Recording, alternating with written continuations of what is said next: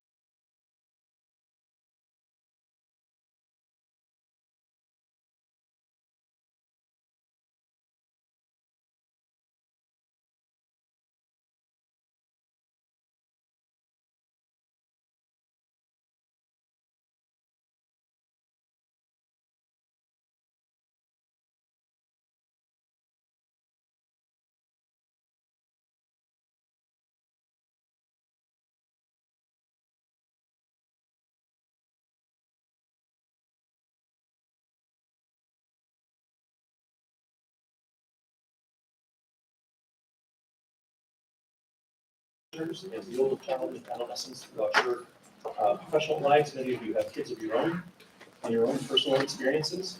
So what we really hope to do is, we are so blessed to have these two presenters here today. It's truly an honor to introduce Dr. Bianca Harper. Dr. Harper actually works at the Family Violence Center with myself, and she's a clinical associate professor at the ASU School of Social Work and directs the Arizona Child and Adolescent Survivor Initiative, or what we call as a CASI, within the ASU Family Violence Center. And to her right, we have Mr. Frank Mullane.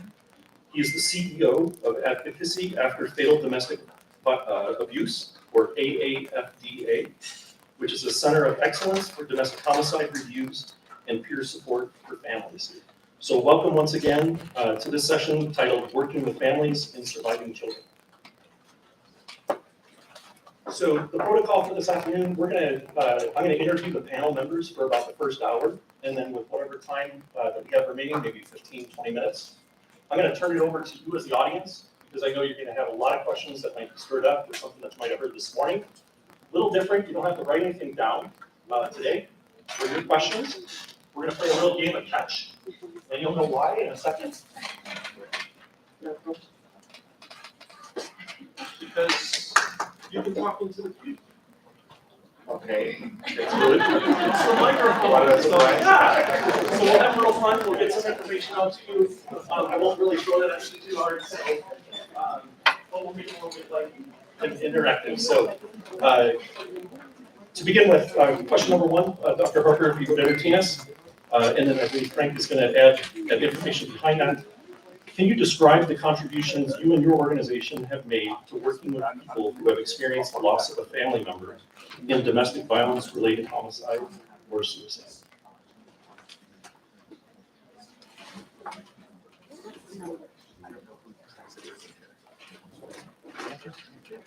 All right. Thank you, everyone, for being here. I'm really excited to be a part of this panel with my colleague here, Frank. So to start us off, based on what Mark just asked, there's many ways that ACASI, our organization, has really contributed to this work for child and adolescent survivors and family survivors of intimate partner homicides. And so I'm just going to highlight a few, just for the sake of time. I think one of the most important pieces for us to just to start off with in regards to our programming, and Mark introduced this a bit, is that ACASI was born out of the recognition of a significant gap in services, and the question that would arise in fatality review teams around where are the children that were left behind? How are they doing? What do they need? And a lot of these questions that have coming up led to the development of ACASI. So I think that that is one of the most significant contributions from the beginning, is that that need was recognized, and Dr. Websdale was able to find the resources needed, the funding needed for us to create ACASI. And so that was in 2016. We are a federally funded program, funded through 2 federal grants, and that allows us to provide services to children and families free of charge, which is really helps address some of the accessibility issues. And so I think that that's a really key piece. I think another major contribution is that when we were initially created, we were the first program in the country to serve child survivors of intimate partner homicide. So it wasn't just a gap regionally or even within our state, this was a national gap. And so as we continue developing the program, it's allowed us to recognize the tremendous need for these types of services nationally and internationally. I think that another really key piece for us in regards to our contributions is that because our goal is primarily to identify and address whatever needs families have after these horrific events, Our goal is really to help foster resilience, really help with promoting those protective factors that were discussed in our earlier session. And so that's really what we are here to do. And so I think there's been many ways that we've been able to do that. One is that we focus very much on the multifaceted healing supports that families need. And I think that's something that is really key, because what we recognized early on is that there were such nuanced, complex experiences that families have had, and as a result of intimate partner homicide, that we needed to identify how can we really tailor our supports to their needs, to their strengths. And so I think that that has been a major contribution for us, but it's also something that has taken a lot of time to really figure out what that looks like. And so we focus very much on that, overall well-being for families. And so what we realize is that each family is going to need or request something different. So sometimes following an intimate partner homicide, the immediate needs for the child may be some emotional support, and maybe their caregiver is not in a position to provide that, whether that's because they're actively grieving themselves, they themselves are also experiencing traumatic stress symptoms, they just may not know what to do, they're feeling overwhelmed. So we are able to help connect families with supports that they need, because we know how critical it is for that emotional support that can look a lot of different ways. We also have learned from our experiences that caregivers need just as much support as the children left behind. And so a lot of the work that we do is really around providing that support, whether that's through psychoeducation around what does trauma look like, how might your kids be impacted by what they've been through, what might some of those symptoms look like, how can you understand where some of their struggles are stemming from. We oftentimes will have caregivers come to us and say, my say it's a grandparent raising a grandchild, my granddaughter's really struggling in school, she's having a hard time focusing, or her grades are impacted, they're isolating, they need to be really social. So sometimes they recognize that there's changes in behaviors, there's changes in their functioning, but they don't know what to do about it. They don't know exactly where it's stemming from. They know certainly they're impacted by what they've been through, but they just need support. And that support is something that we can really help provide to families. We also have recognized that with caregivers, oftentimes they are so overwhelmed by not only the homicide that occurred, but also they are having to all of a sudden be this full-time caregiver to children that maybe they were not a full-time caregiver for before, or maybe only cared for, on a part-time basis. So now they're in the role of a full-time caregiver of children who are actively traumatized. They themselves are trying to cope, and they oftentimes will just sort of set aside what they need to focus on that child, which we understand that, but they are not emotionally available for that support. And so some of the supports we're providing specifically for those caregivers are around helping them. Oftentimes a very parallel process that both the children are going through and the caregivers. And so we are oftentimes providing that same type of support. It just may look different for the child versus the caregiver around coping, around recognizing, what might create some of those kind of trauma triggers for them, how to ground themselves in those moments, how to connect with resources. A lot of their stressors also are coming from being involved in so many systems at one time. So as we know, after a homicide, children or families are thrown into oftentimes the criminal justice system. They may be now involved in the child welfare system. They may be accessing the mental health system. They may be involved with attorneys around probate or other things. And so families are overwhelmed, and they really need a lot of support around navigating those service sectors, understanding what everyone's role is, so that they can best support themselves and their families. So those are some of the ways that we are contributing to trying to meet this need. There's many more, but I think those are a few that I think are most important.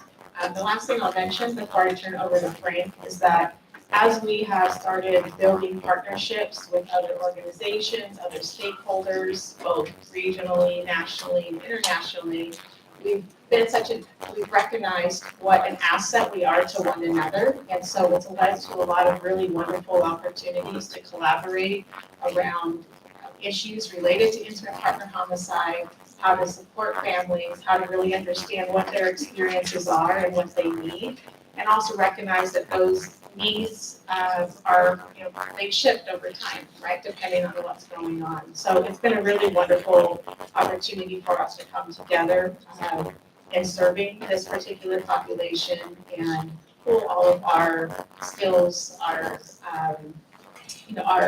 expertise in different areas, being able to pull everyone together collectively to work to support families in the most informed way we can.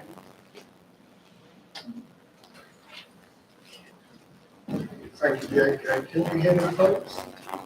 Thank you. So, good afternoon to you all. Thank you for coming. And, I just want to acknowledge the work done by everyone in the group, wish you well. So, I run an organisation, a charity that I set up in 2008. It operates nationally, across England and Wales, and there's about 25 of us in it. And the first purpose we have is to ensure that the victim's voice is heard in interactions with state agents after homicide. So I remember reading about Professor Marilyn Moore, one of your American citizens, I believe, and he talked about the control exercised by families after homicide. So there's a criminal trial, there's no advocate for the family, there's one for the state and one for the defendant.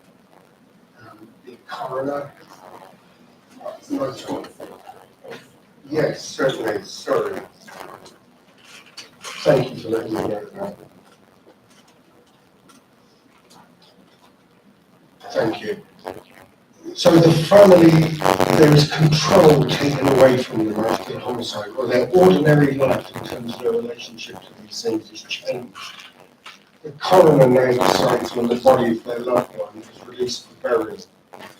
The scene where they may have gone for dinner with their loved one is now a crime scene. They don't anywhere near it. And the media, whether the family likes it or not, will publicise their private grief.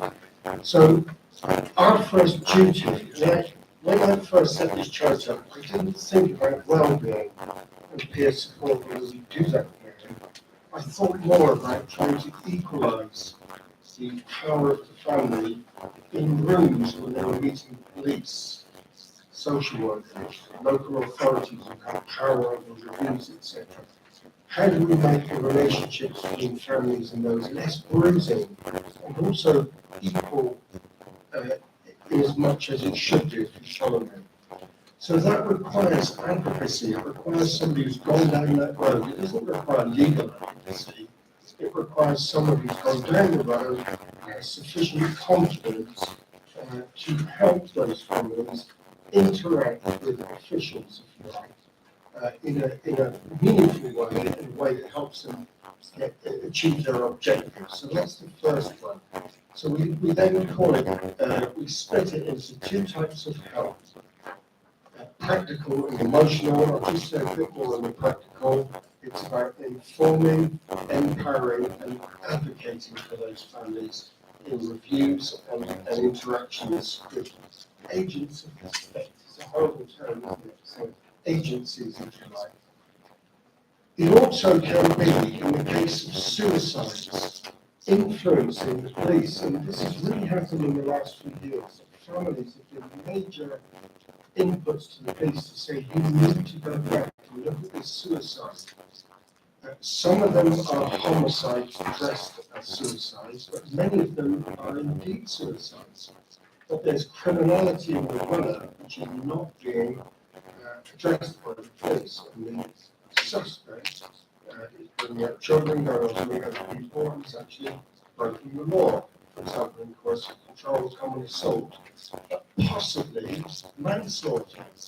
And we have a conviction now in the non-man, nowhere near the scene when this individual took their life, but he's convicted of manslaughter nonetheless because of his kids. The second type of help is emotional, which we kind of grew along the way. Right? We hold residentials where we bring in experts to provide certain types of workshops and help. And our primary role as a charity in those interactions is to help the families identify some tools that they can use to go about their lives afterwards and hopefully at some stage trying to find a bit of joy again, experience joy, experience life. That's quite a tough ask. But with the power of being with other families, some of whom are further down the road, that kind of peer support has helped them achieve that. We also have weekly online peer support sessions bringing people together, and we refer people for trauma therapy. Terrific, thank you to both of you. Now that you've kind of set the table in a very high-level, general sense of your organizations, you mentioned that you both have obviously supporting staff that have gotten involved with the respective programs. Can you tell us a little bit about some key issues that you specifically deal with in your day-to-day work? And Dr. Harvey, you can start with.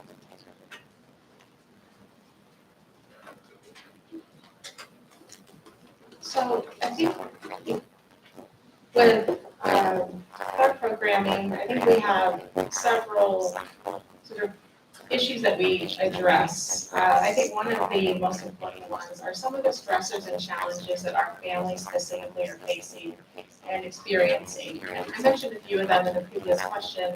But I think some of the areas where we see a lot of those challenges, particularly for families, is there has been multiple changes that are occurring simultaneously for the families that we serve. So as Bart mentioned when we begin, oftentimes, particularly with our intimate partner homicide cases, when we have children who have lost one or both parents at the same time, and are dealing with the traumatic grief that results from that. So we have not only this grief piece, we also have this this trauma that does lead to many, many challenges for that child in terms of understanding, in terms of coping, in terms of trying to sort of make sense of what happened. And that is a tremendous challenge that the youth in our program face, and at the same time, their caregivers having these same challenges. So I think some of the challenges, particularly for families, is really key. The other piece that oftentimes comes up for our families is that many of our family, the caregivers who are taking on this role as a result of the intimate partner homicide, have their own trauma histories. And oftentimes these are left unresolved, and so they resurface and they're exacerbating the current challenges that those caregivers are facing. Even if they have done some work to sort of learn to cope with their own histories and seem to be doing okay, this is absolutely a trigger for those previous histories. So whatever that is, whether that was their own abuse as a child or their own domestic violence history or just other types of relational trauma histories that they've had at any stage in their lives, those come back up and they create a lot of challenges for that caregiver. So that's another stressor for them. I think, and another piece is that because of all of the changes that are occurring for families, oftentimes children are, because of where their caregivers reside, they may be taken to a new home, they may be moving into a new neighborhood, which might mean a new school, which might mean needing to make new friends. if they were had to leave their home abruptly because of the homicide, they may not have had the opportunity to gather anything or take a single item with them. Whether that's something that brings them comfort or even change of clothes. And so all of these changes are happening very quickly, and children have no control over any of this. So this is an incredibly helpless feeling for children, and they can communicate that to us in a lot of different ways. Oftentimes it's through most times it's through their behaviors, whether that's perhaps a significant change in behavior or behavior of just not wanting to just sort of internalizing violence and not wanting to share any vulnerability because they are they don't know how to even think about what happened, much less how to deal with it. So some of those challenges are not only directly impacting the children, but are also impacting their families who are trying to help them get through this because we just don't know what to do. So those are some of the challenges that we see, particularly with families. And I think the other piece is that because of this complexity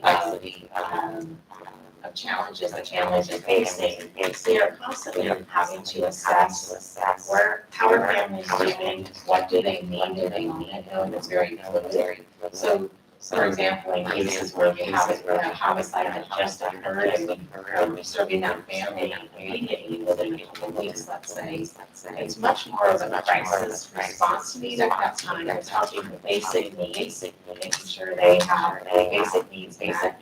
They're not in a place to think about, exploring therapy or other types of supports in those ways, typically during that time. So we have to really tailor our supports to families to those immediate needs. If it's further out, or maybe it's been a couple of years and now they're ready to, maybe they're wanting to get some support around the thing they're doing, then they're, in terms of what they would like, providing services, that's really different. They might be in a place where they're saying, I've been a couple years, I'm still struggling, but I'll stay, I do okay, but I want to figure out ways to grow things better on the days that I can't do it, right? Or there might be triggering events that have got coming in health hearing or sentencing families breakdowns, call and say, maybe they've been disengaged with services for a while, it's been okay, but now they need some other. And so these are all just examples of how ebbs and flows in terms of the types of supports that families are looking for, the durations of those supports, those intensity of those supports, but we're constantly assessing how families are doing and still doing it because it changes constantly. So I think those are the other issues that we have to be very intentional about. The families we're working with, they might be okay, so maybe we're just checking in periodically, then all of a sudden something happens and we need some additional support. And then I think the last piece on the list is that in terms of our collaboration, as you know, most of us know this already, we are all different teams. And so one of the issues that we are prioritizing is how do we keep those lines of communication open with those stakeholders that are actively and even if it's in a relationship, it takes ongoing work those relationships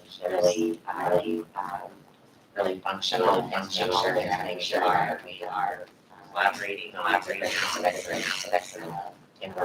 working. So that's an ongoing priority, how to do that because it's not but it's so necessary really be working collaboratively with families with experiences. Thanks, Dr. House. As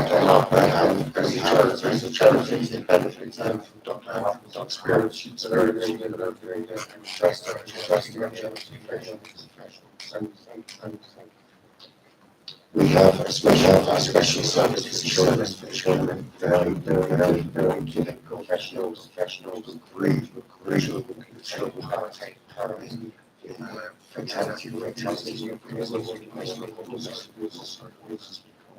But we would say that today the response from the agency is we don't reintroduce children. But nobody measure the trauma that is caused by children.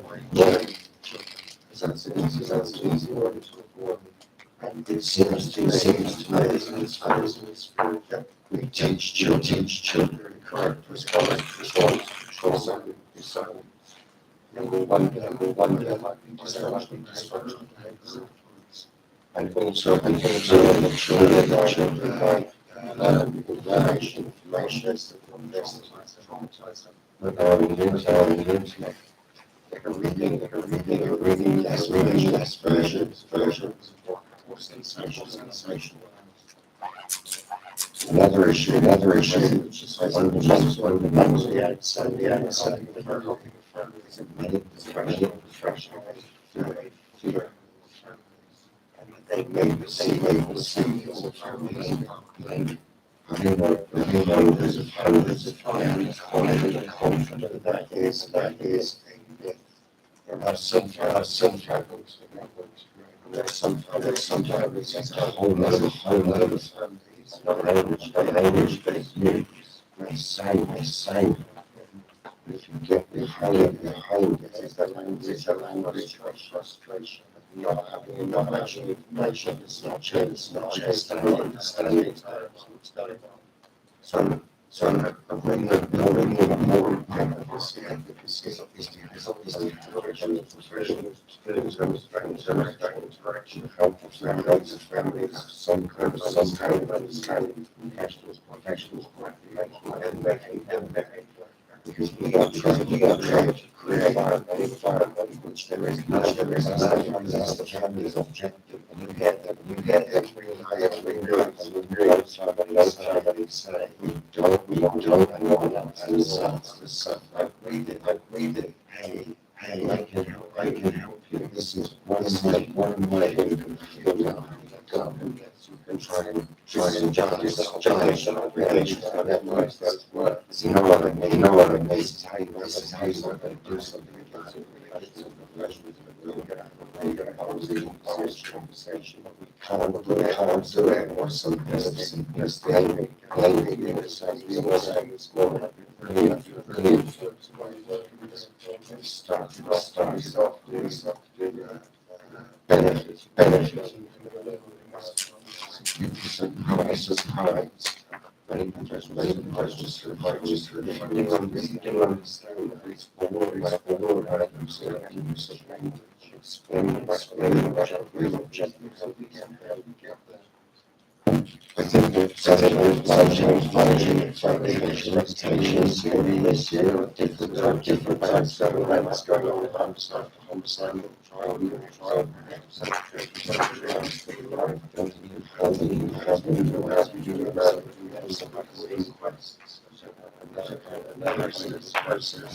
the domestic homicide review, fatality review.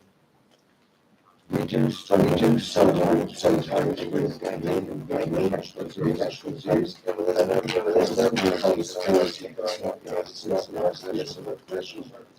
it's just a way of language it's often clumsy. They disregard, give lesser status, and just inappropriate. So we try to challenge this. Another issue we have is where police investigating suicide. Police violence themselves. It's kind of they come around through. Somebody takes their life after domestic abuse. They should be checking, scanning, checking out criminality. Because the individual that he wanted to the perpetrator elsewhere too. Thank you. So in the context of fatality rate real states, we often talk about risk and risk assessments. In fact, we're doing a risk assessment just down the hill in the mock review. And if you go to tomorrow's mock review, you'll have first-hand experience assessing the risk assessment scale that we use here in Arizona. That was the see the FEC in conjunction with Dr. Jackie Campbell and Dr. Joe Messing. Having talked about risk in that context, I know the environment that you both work with is a tremendous amount of risks and challenges. Can you talk a little bit about those risks and challenges that you encounter and the case managers encounter throughout their work? Sure. So, before I start my response to this question, Mark has been such a critical support for the ACROSI program, because he is our go-to for any issues related to risk, or if there's questions around, is it safe for our team members to go into homes, or if there's changes in perpetrator status, whatever the case may be. Mark is the person that our team seeks out. So just thank you, Mark, for that, because risk is very much a primary concern in what we do, and it's risk in multiple ways. It's certainly risk around safety for our staff to be doing this work, particularly because a lot of the work we do is in clients' homes, and so that is such a strength of the program, because ideally we're able to go to clients. It certainly increases engagement. It helps us with rapport building. There's accessibility, less of an issue. So there's so many reasons that has been very successful for us. But there is always those safety concerns and risks that we have to look at. So in regards to our staff, we do have a risk assessment tool that we utilize primarily to identify, is this a safe space for our team to provide services in? And so that is the document that is completed between our staff and in conjunction with the family, and asking a series of questions. And then once that is completed, then Mark is actually the person that reviews that, and then we consult together, and then also make a decision if it's safe for services to be provided in that home environment. And if it's not, we find alternative locations, so other secure locations that are easily accessible for families, but that are not the home environment. So that's a really key piece for us, because we certainly want to be able to do this important work, but those safety concerns are certainly primary. Also utilize the appraise tool that we have within our center. That is a risk assessment tool that we utilize with cases of near fatalities. We do serve those cases as well within our program. And so when we are working with a family where there was a near fatality, we do utilize that risk assessment to determine, to help the survivor themselves be able to better understand the risk of re-victimization. And then also that is a really natural way to then begin discussing safety planning. So those are a few of the pieces that we really focus on to try to identify risk and address risk, and then also work on the safety planning piece. We do know that all of these tools are, they are very wonderful. They provide us with a lot of information that is very important for us to know, but we also know it is a snapshot in time, right? And so it is something that we have to constantly reevaluate. So that is one way that we try to address ongoing risk, is being able to constantly update risk assessments. We have a time frame in which we do that. And anytime there's a change in any type of status, whether that, oftentimes it's around perpetrator status. So perhaps, they are going to be released, or the cases of near fatalities, if they're not incarcerated, if they have a change in location, or some increased and or decreased, if maybe they weren't incarcerated and now they are. Any change in perpetrator status, we will always update And then same thing with our safety.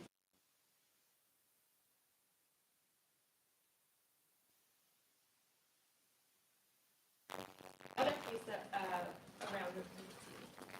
around some of the challenges we face and at the same time is that, I think for the families we work with, we provide, because we do wraparound services, our staff are always connecting them with anything and everything that they are requesting. If we can find the resource, they're connecting them. And which is, really, really wonderful. However, that can sometimes lead to families perhaps having expectations that aren't really feasible of our team. And so I think that is an ongoing challenge for our team to constantly gauge, is this within my role as their case manager or as their advocate, or is this something that perhaps is outside of my role and I need to maybe refer out for this particular service or whatever the case may be. I think the other part of that challenge is that our case managers and advocates, because they do want to try to meet every need that they can, right, in order to really be, to provide that fully comprehensive service. Sometimes it's difficult for our team to also be able to say no or set a firm boundary around certain requests of families. We develop really strong relationships with families, and we are there to support them. And in building those relationships, there's so many positive pieces to that, but sometimes those boundaries can become blurred. And so I think that is an ongoing challenge, and it's something that we are always talking about as a team. We do weekly debriefings and staffings to talk through these different issues that may come up, because it's so critical that we are able to maintain those boundaries and recognize that it's not always easy, but we can talk through the challenges around that and how to address them in a professional way. And it also helps with families having a clear understanding of what we are able to do and what we're not. And then I think the one other challenge that we certainly face is just the emotional heaviness of this work. And for all of us, we're doing work that's very difficult to do. Our staff, because they are working with clients every single day, are hearing some aspect of these horrific events every day. And they're, and because we have families at all different places in their, in this experience, whether they are at a place where they need a lot of intensive support and those that don't, and anywhere in between, it's a lot. It certainly takes its emotional toll. And so we focus a lot in our programming around wellness, around mental health days, around if someone just needs to vent, we're able to do that informally. We have formal processes in place as a team as well, but we also do that informally. We do a lot to try to address those issues so that we don't get in a position where we're really struggling with that compassion fatigue, that burnout, secondary traumatic stress, all those things that we know are very real when we're doing this work. And it's allowed us to create a culture of support and transparency and, and a space where our team feels supported and knows that it's okay that we're going to have tough days, because that's just part of the work that we're doing, but we have the support behind us to help us get through that and continue to have the passion for what we do. Thank you. Can I just check wherever people are from?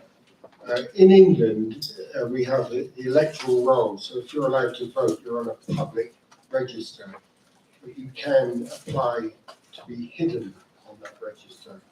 So the first thing we do is that everybody in the organisation that I run hides their address on that. So anybody who wanted to find out where you lived couldn't do it easily.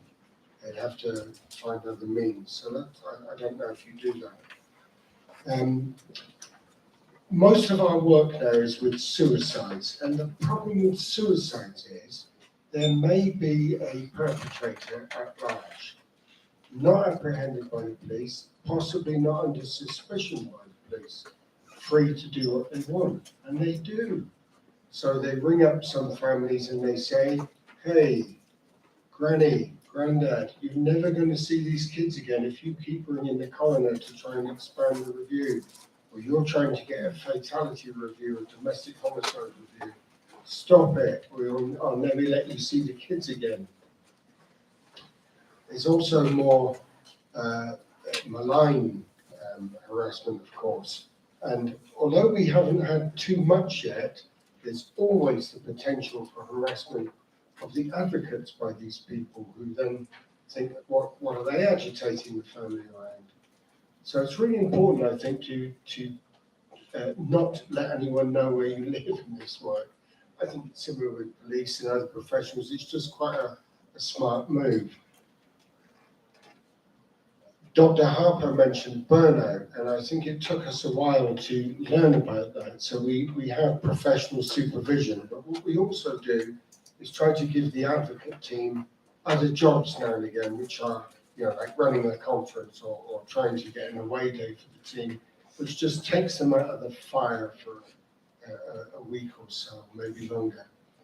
Keeping boundaries is quite difficult sometimes. As I think Dr. Harper said, in this kind of work, you get such a close connection to the family. All of your human instincts are to hug, bond, be kind, become friendly with, but you can't do that if you're a professional. You've simply got to try and, make that line safe, and you do that by professional supervision to advise you. You do it by having line managers who assist you and by having good training.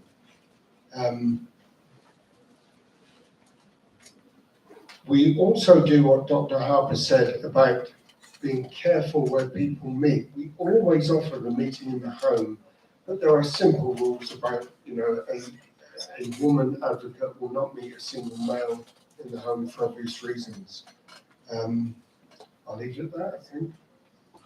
Thank you both. So the risk assessment that Dr. Harper was talking about, we refer to it, it's an internal document. It's just a risk assessment safety plan, or RASP is what we call it. So tomorrow we're going to actually end the conference with a wonderful presentation by very experienced people. And I'm not just saying that because they're in the room today. They're going to go through the community-informed risk assessment process and developing a risk assessment tool for the relationship. The important factor that was introduced by Dr. Harper is truly it begins with the staff. Our staff is obviously out there interacting with families in very close proximity and very comfortable circumstances. So the single greatest thing that we look at in the RASP is what are the dangers and safety precautions that need to be built in for staff themselves. And the default, anytime a CMCA, which we call a community or a case manager, advocate, coordinator and advocate, thank you, too many acronyms. When they present a new case to me, the first question I ask them is, are you comfortable? Are you comfortable in delivering services? Even if it was the notion that there was something that was just off for them. I've interacted with this family, I'm learning and growing to love with this family, but there's something culturally or geographically or something that makes the hair on my neck stand up. And I go, we're done.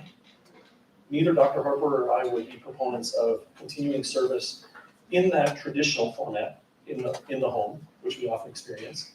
So we look at the alternatives, not just a shutdown of we can't provide service to this family. Because one of the key elements that Dr. Harper had mentioned was when the CASI program first started, we dealt with surviving children and family members of intimate partner homicides. Our program has expanded to provide the same level of service to intimate partner violence cases. Meaning, for example, the perpetrator could be reunited already with the family and in the home.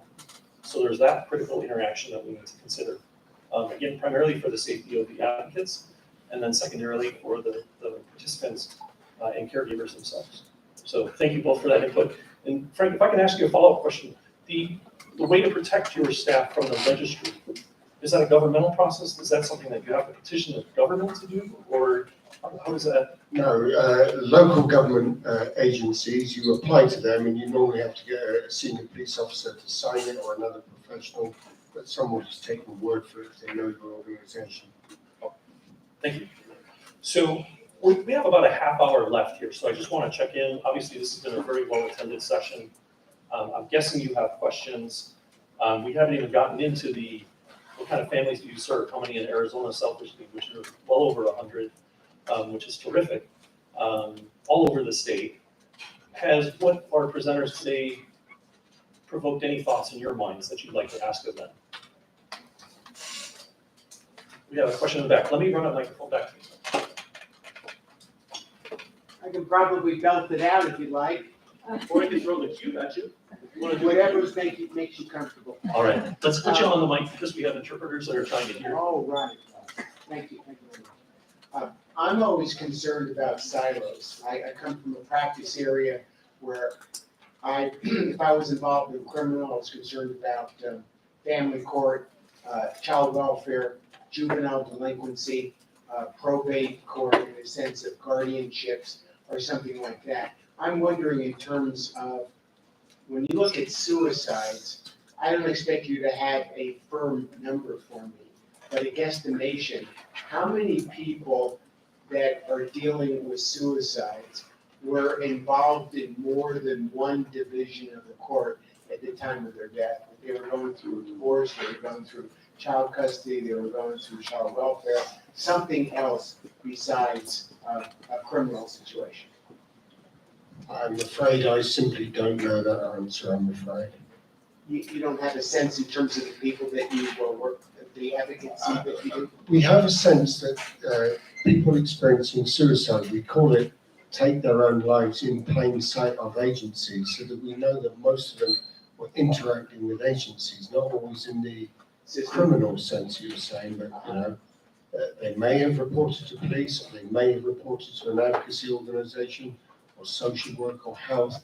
They're usually connected to agencies in some way.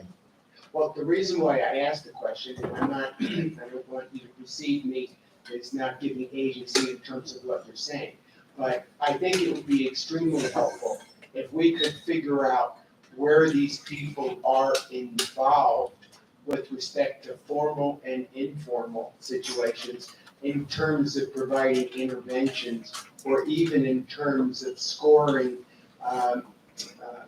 danger assessments. I have a theory that I can't prove, or I don't have, this is anecdotal on my part, is that it's bad enough if a family's involved in one division of the court, but frequently, at least in my area, they're involved in at least two, and that just adds to the problems.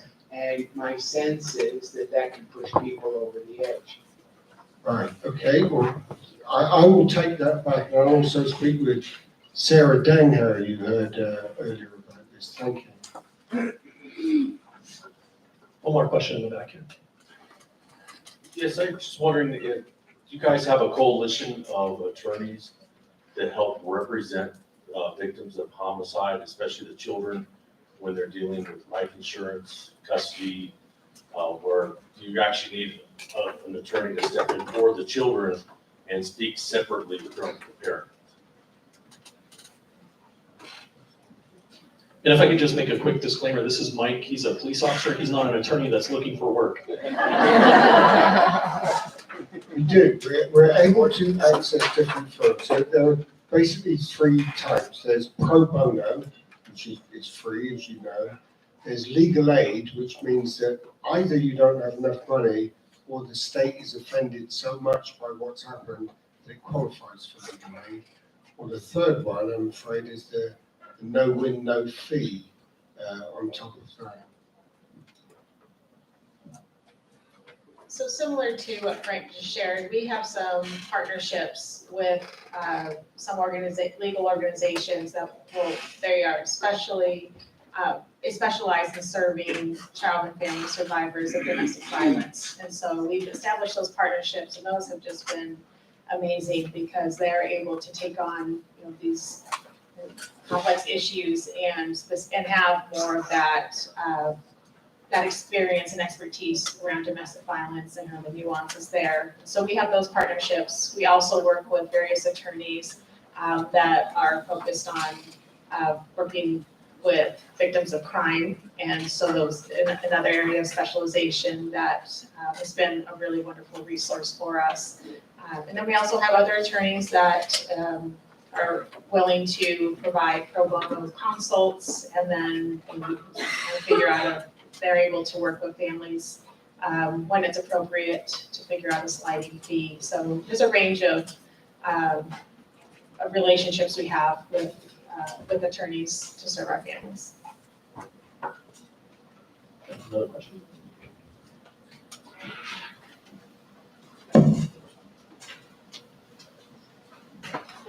Frank, when you say that you help your families deal with the death review teams, how do you mean that? Like, our biggest question is how do we approach this in a respectful way? And I know that this morning we talked about, and we try and do that, have the right people interview people, but what do you guys do to facilitate that or let them say no or,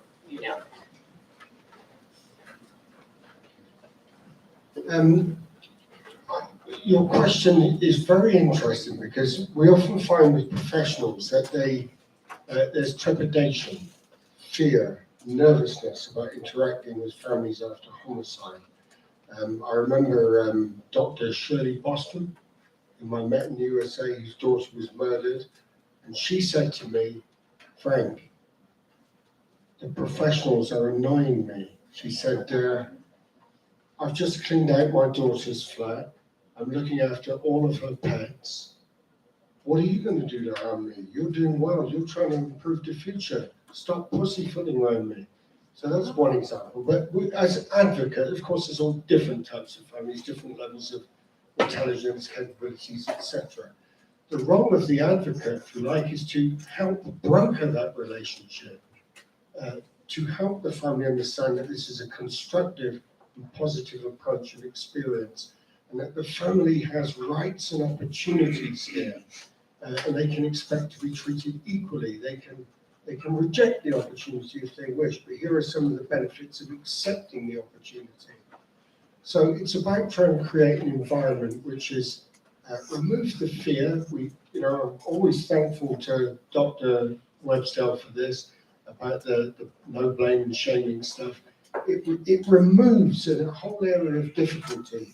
And when we go to families, and me and some of our other advocates have had murder and suicide in our families, the families listen to us.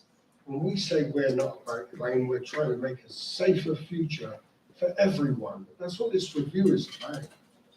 Then they listen to us, think, hold on, you might have something going here. And, I have seen it with families where we bring families to meet the whole domestic homicide review team, or in your case, your fatality review team. And I have witnessed, I'm not a clinician, but I have witnessed what looks to me like a kind of reparation, of a pairing of the interaction between the citizen and agents of the state. That is tremendous to see. I'll just give a quick example of a mother whose daughter was murdered. She met the police officer who was looking after her daughter's case. The police officer was the same age as her daughter, 24, same sex. And she said to Tricia, the family that I was helping, I've had no training. I only joined a few months ago, and I've been put in managing all the high-risk cases. So Tricia hugged her. She said, you're the same age as my daughter. God help you. There was a real expression of humanity between two people and understanding that this is human beings. And for me, that's a really profound experience when I witnessed that. And it makes me think we're getting over the sort of us and them thing. This review is actually about us and us. We all want to live in a society that is safe. We want to meet people that we go on dates with that aren't looking to kill us. We all want that, don't we? So while we want the review to be honouring the family, we also want it to be making a safer environment. So I would say to you, Wendy, I got the name right. Thank you. That advocates can help you make that, number one. But secondly, try to get rid of your fear. If you're polite and civil, you can get so far. But but I do think advocacy helps.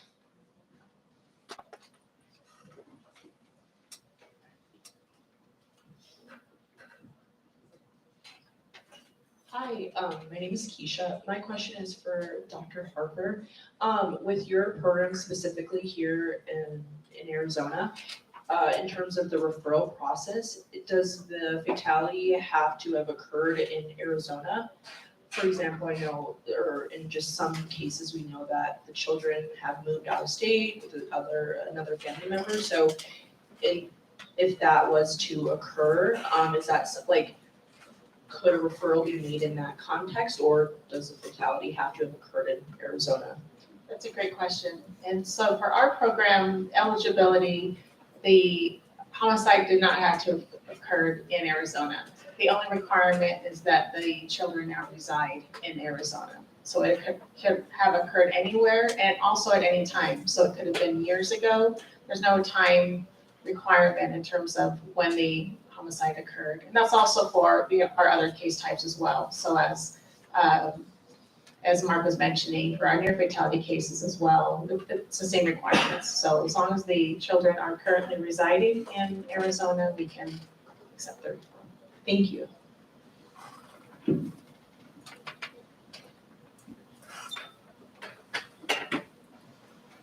we have one more question in the back here.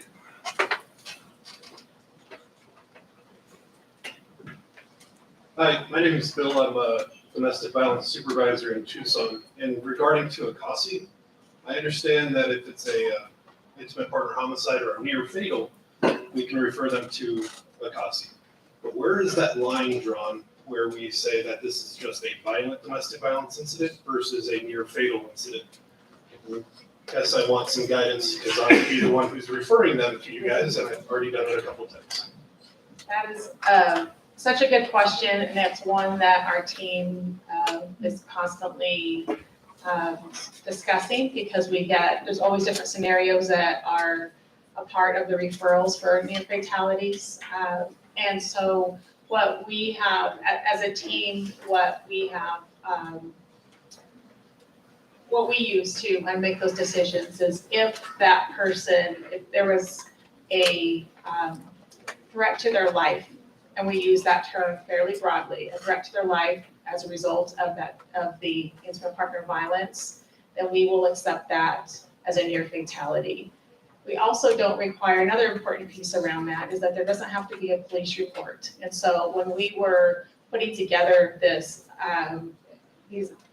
proposal around accepting these case types around near fatalities, we wanted to have low barrier access. So we didn't want any survivor to feel like, well, I never went and disclosed to anybody, there's no formal reporting, so therefore I can't receive services. So it can even be just information that is disclosed directly to you, right, about the incidents, even if we have no formal reports. And we also accept just self-referrals. So we've had those where someone will come and say, I've been a victim of domestic violence for years. I've been strangled multiple times. They'll share some piece of their background, and we don't have to have, specific indicators of exactly what that near fatal experience was. It's really more around if their life was threatened in some way as a result of intimate partner violence, we will take that referral.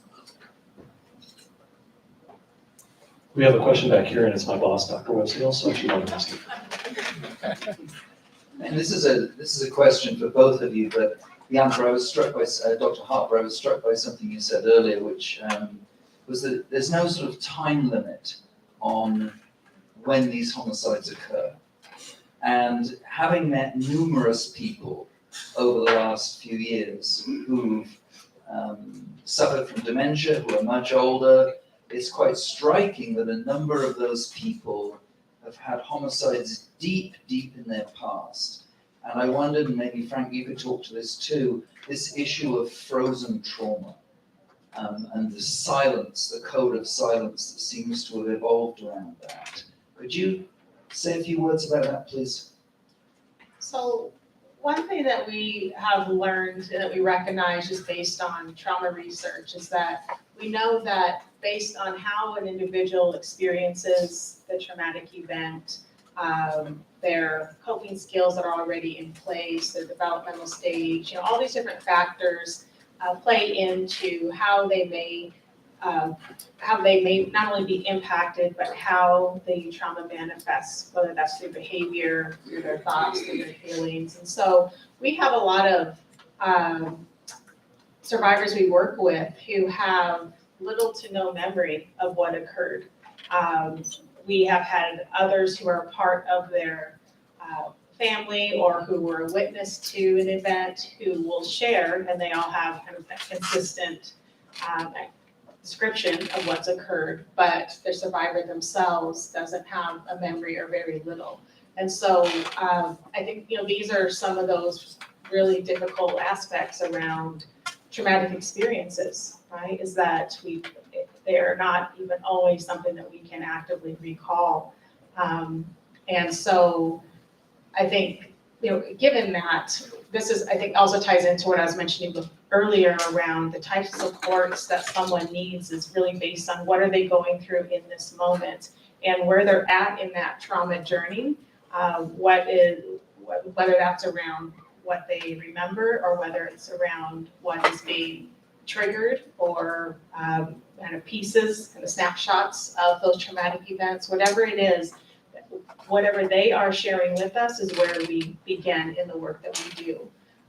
So I think without getting into it too technically, I think that these are some of those pieces that really require us to be skilled and educated around what trauma looks like and how these various factors play into how one experiences trauma and ultimately how we can then support them on what they're needing.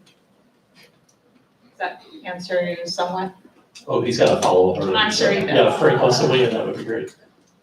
Frozen trauma. I'm at a disadvantage because I'm descended from the Irish Catholicism. But the average Irish male has one coping strategy: repression. So that supports the freezing. But more seriously, Neil, you said a really interesting point, because we've dealt with hundreds of families. And what is a bit shocking when you talk with families and they suddenly reveal something to you. I was sat at a table in the house one day. The guy sat next to me had murdered his adoptive mother. Now, he had a mental health explanation. I did not experience any fear. But his sister had then been murdered, and that's where I was brought in. So I suddenly became aware of this other murder. It's not the only case I'm aware of. And of course, where there's been suicides. So we will really be thinking about that more deeply now and looking, asking more questions, I think, when we get closer to families because of that very reason. Thank you. And if I could just follow up for a second, but there, as you know, Bianca especially, in the literature, there are reports of children experiencing the killing, for example, of their mothers before they've developed a facility with language and expression. And yet years later, they can vividly recall, maybe 20 years later, they can vividly recall the event that happened with such fine detail, and that memory is lodged somewhere within their souls, if I can put it that way, that is incredibly complicated, that we don't really understand. So I wondered if you might like to just say a few words about that.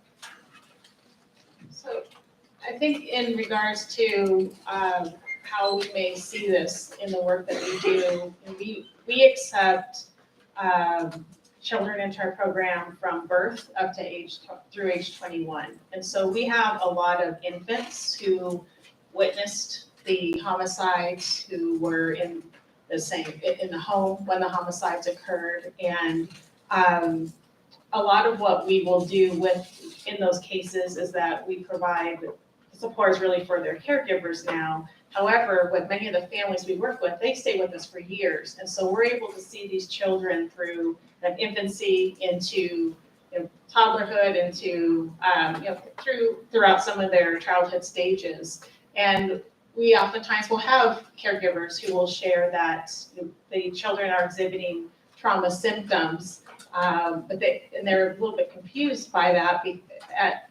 Let me back up for a second. So that those children are experiencing trauma symptoms as they are getting older, but they don't understand why, because they were so young, an infant when it happened. And so, a lot of that work is done with their mental health clinician, but what we are able to share with them is around how this frozen trauma piece, where the trauma symptoms can be lodged somewhere in that memory, and then through doing some of the as they're going through developmental stages, there may be some really significant event that may lead to that memory being triggered or dislodged in some way. There's a lot of different reasons it can happen, and without us going into that too much, I think that one of the areas that we provide a lot of support is for helping families better understand that.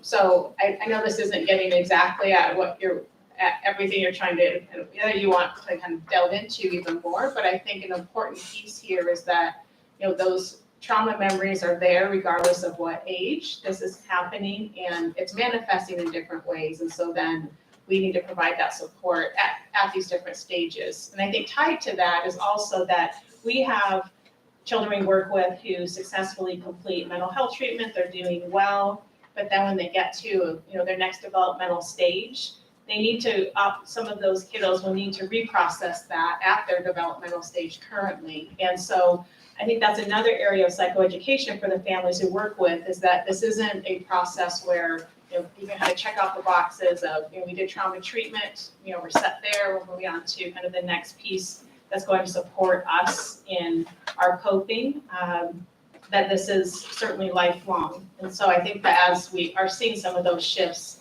as children get older, it really provides a lot of insight into how they are understanding and coping with the trauma that they've experienced.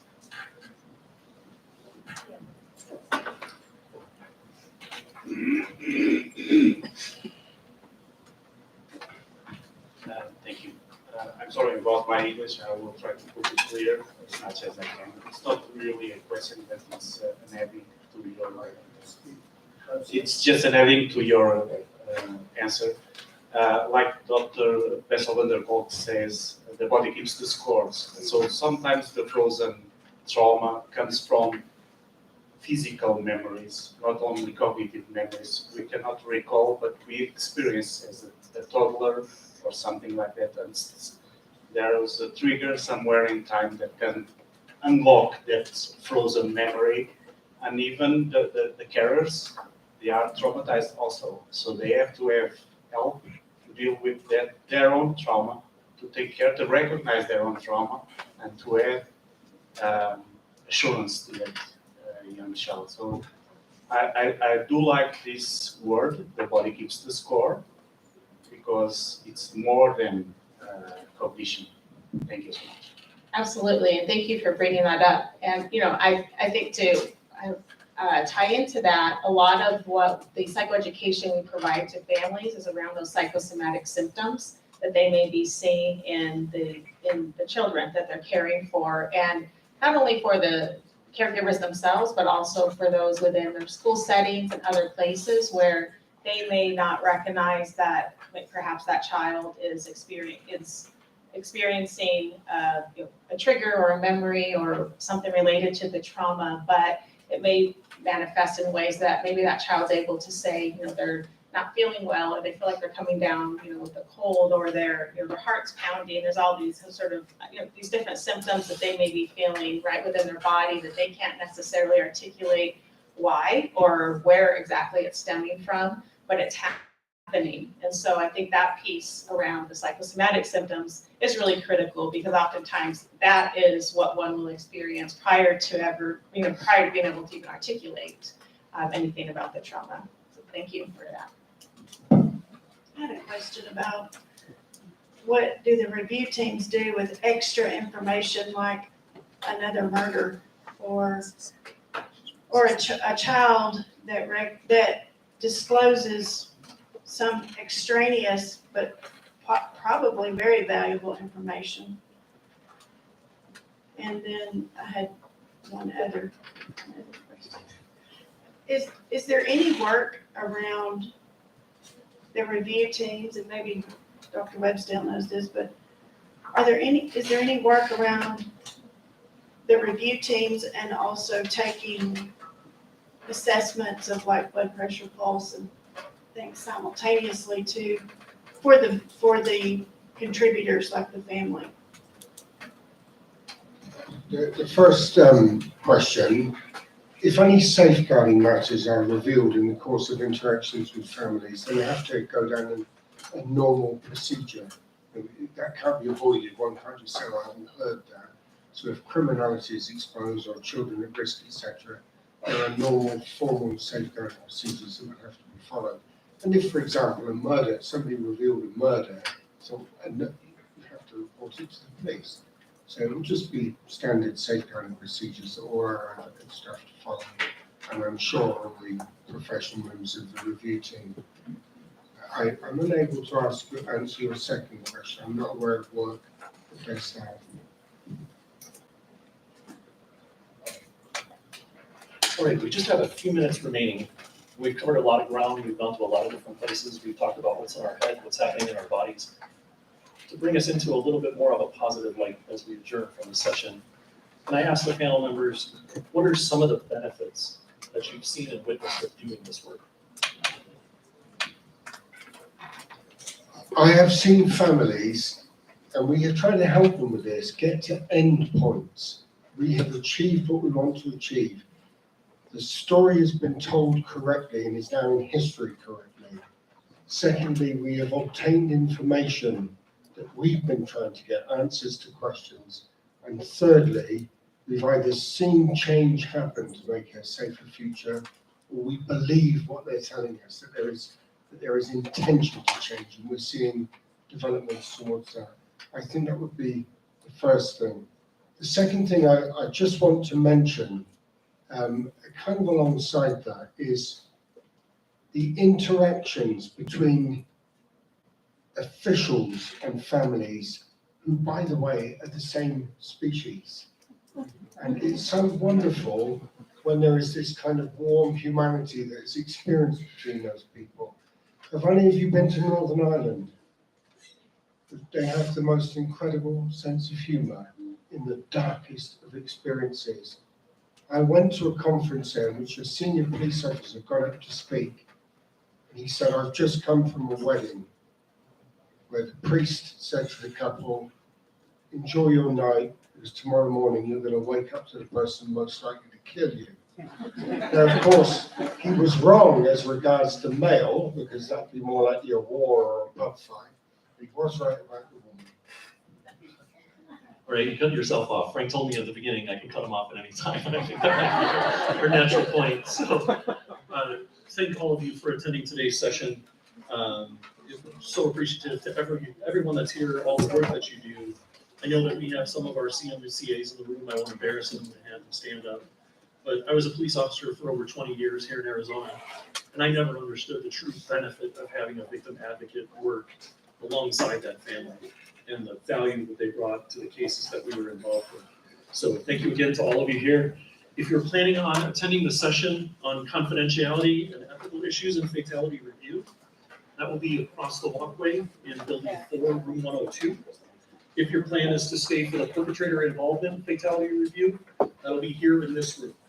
So we'll take a short 15-minute break. That next session, I'll let you out a little bit early.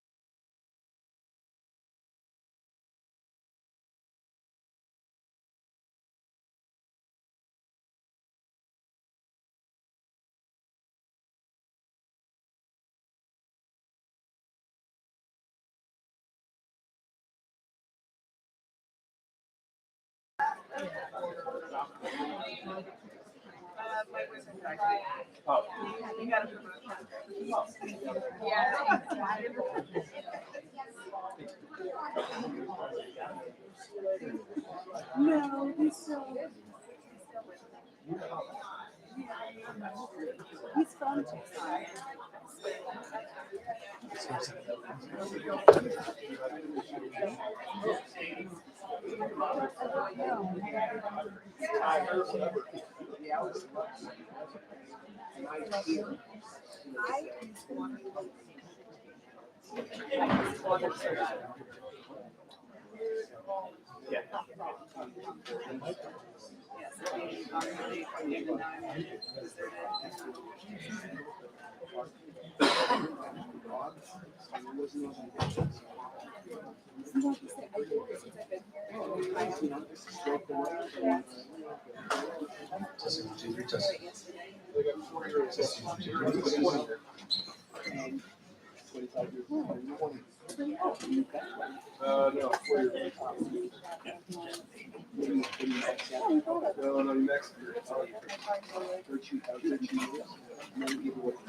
All righty, good afternoon, everybody. I am just so impressed by the huge turnout we have here this afternoon. This has been a great conference so far. And our last panel this afternoon, I think, is going to be equally engaging and sharing tons of good information for all of you. So we're here for the last of our panels this afternoon on perpetrator involvement in fatality review. As we talked about this morning, one of the goals of the conference is to present cutting-edge trends and best practices for conducting reviews. Involving perpetrators in fatality review is a relatively new practice. Admittedly, in some ways, it seems counterintuitive. After all, perpetrators of violence might be inclined to rationalize their behavior and then obviously to re-victimize the victim.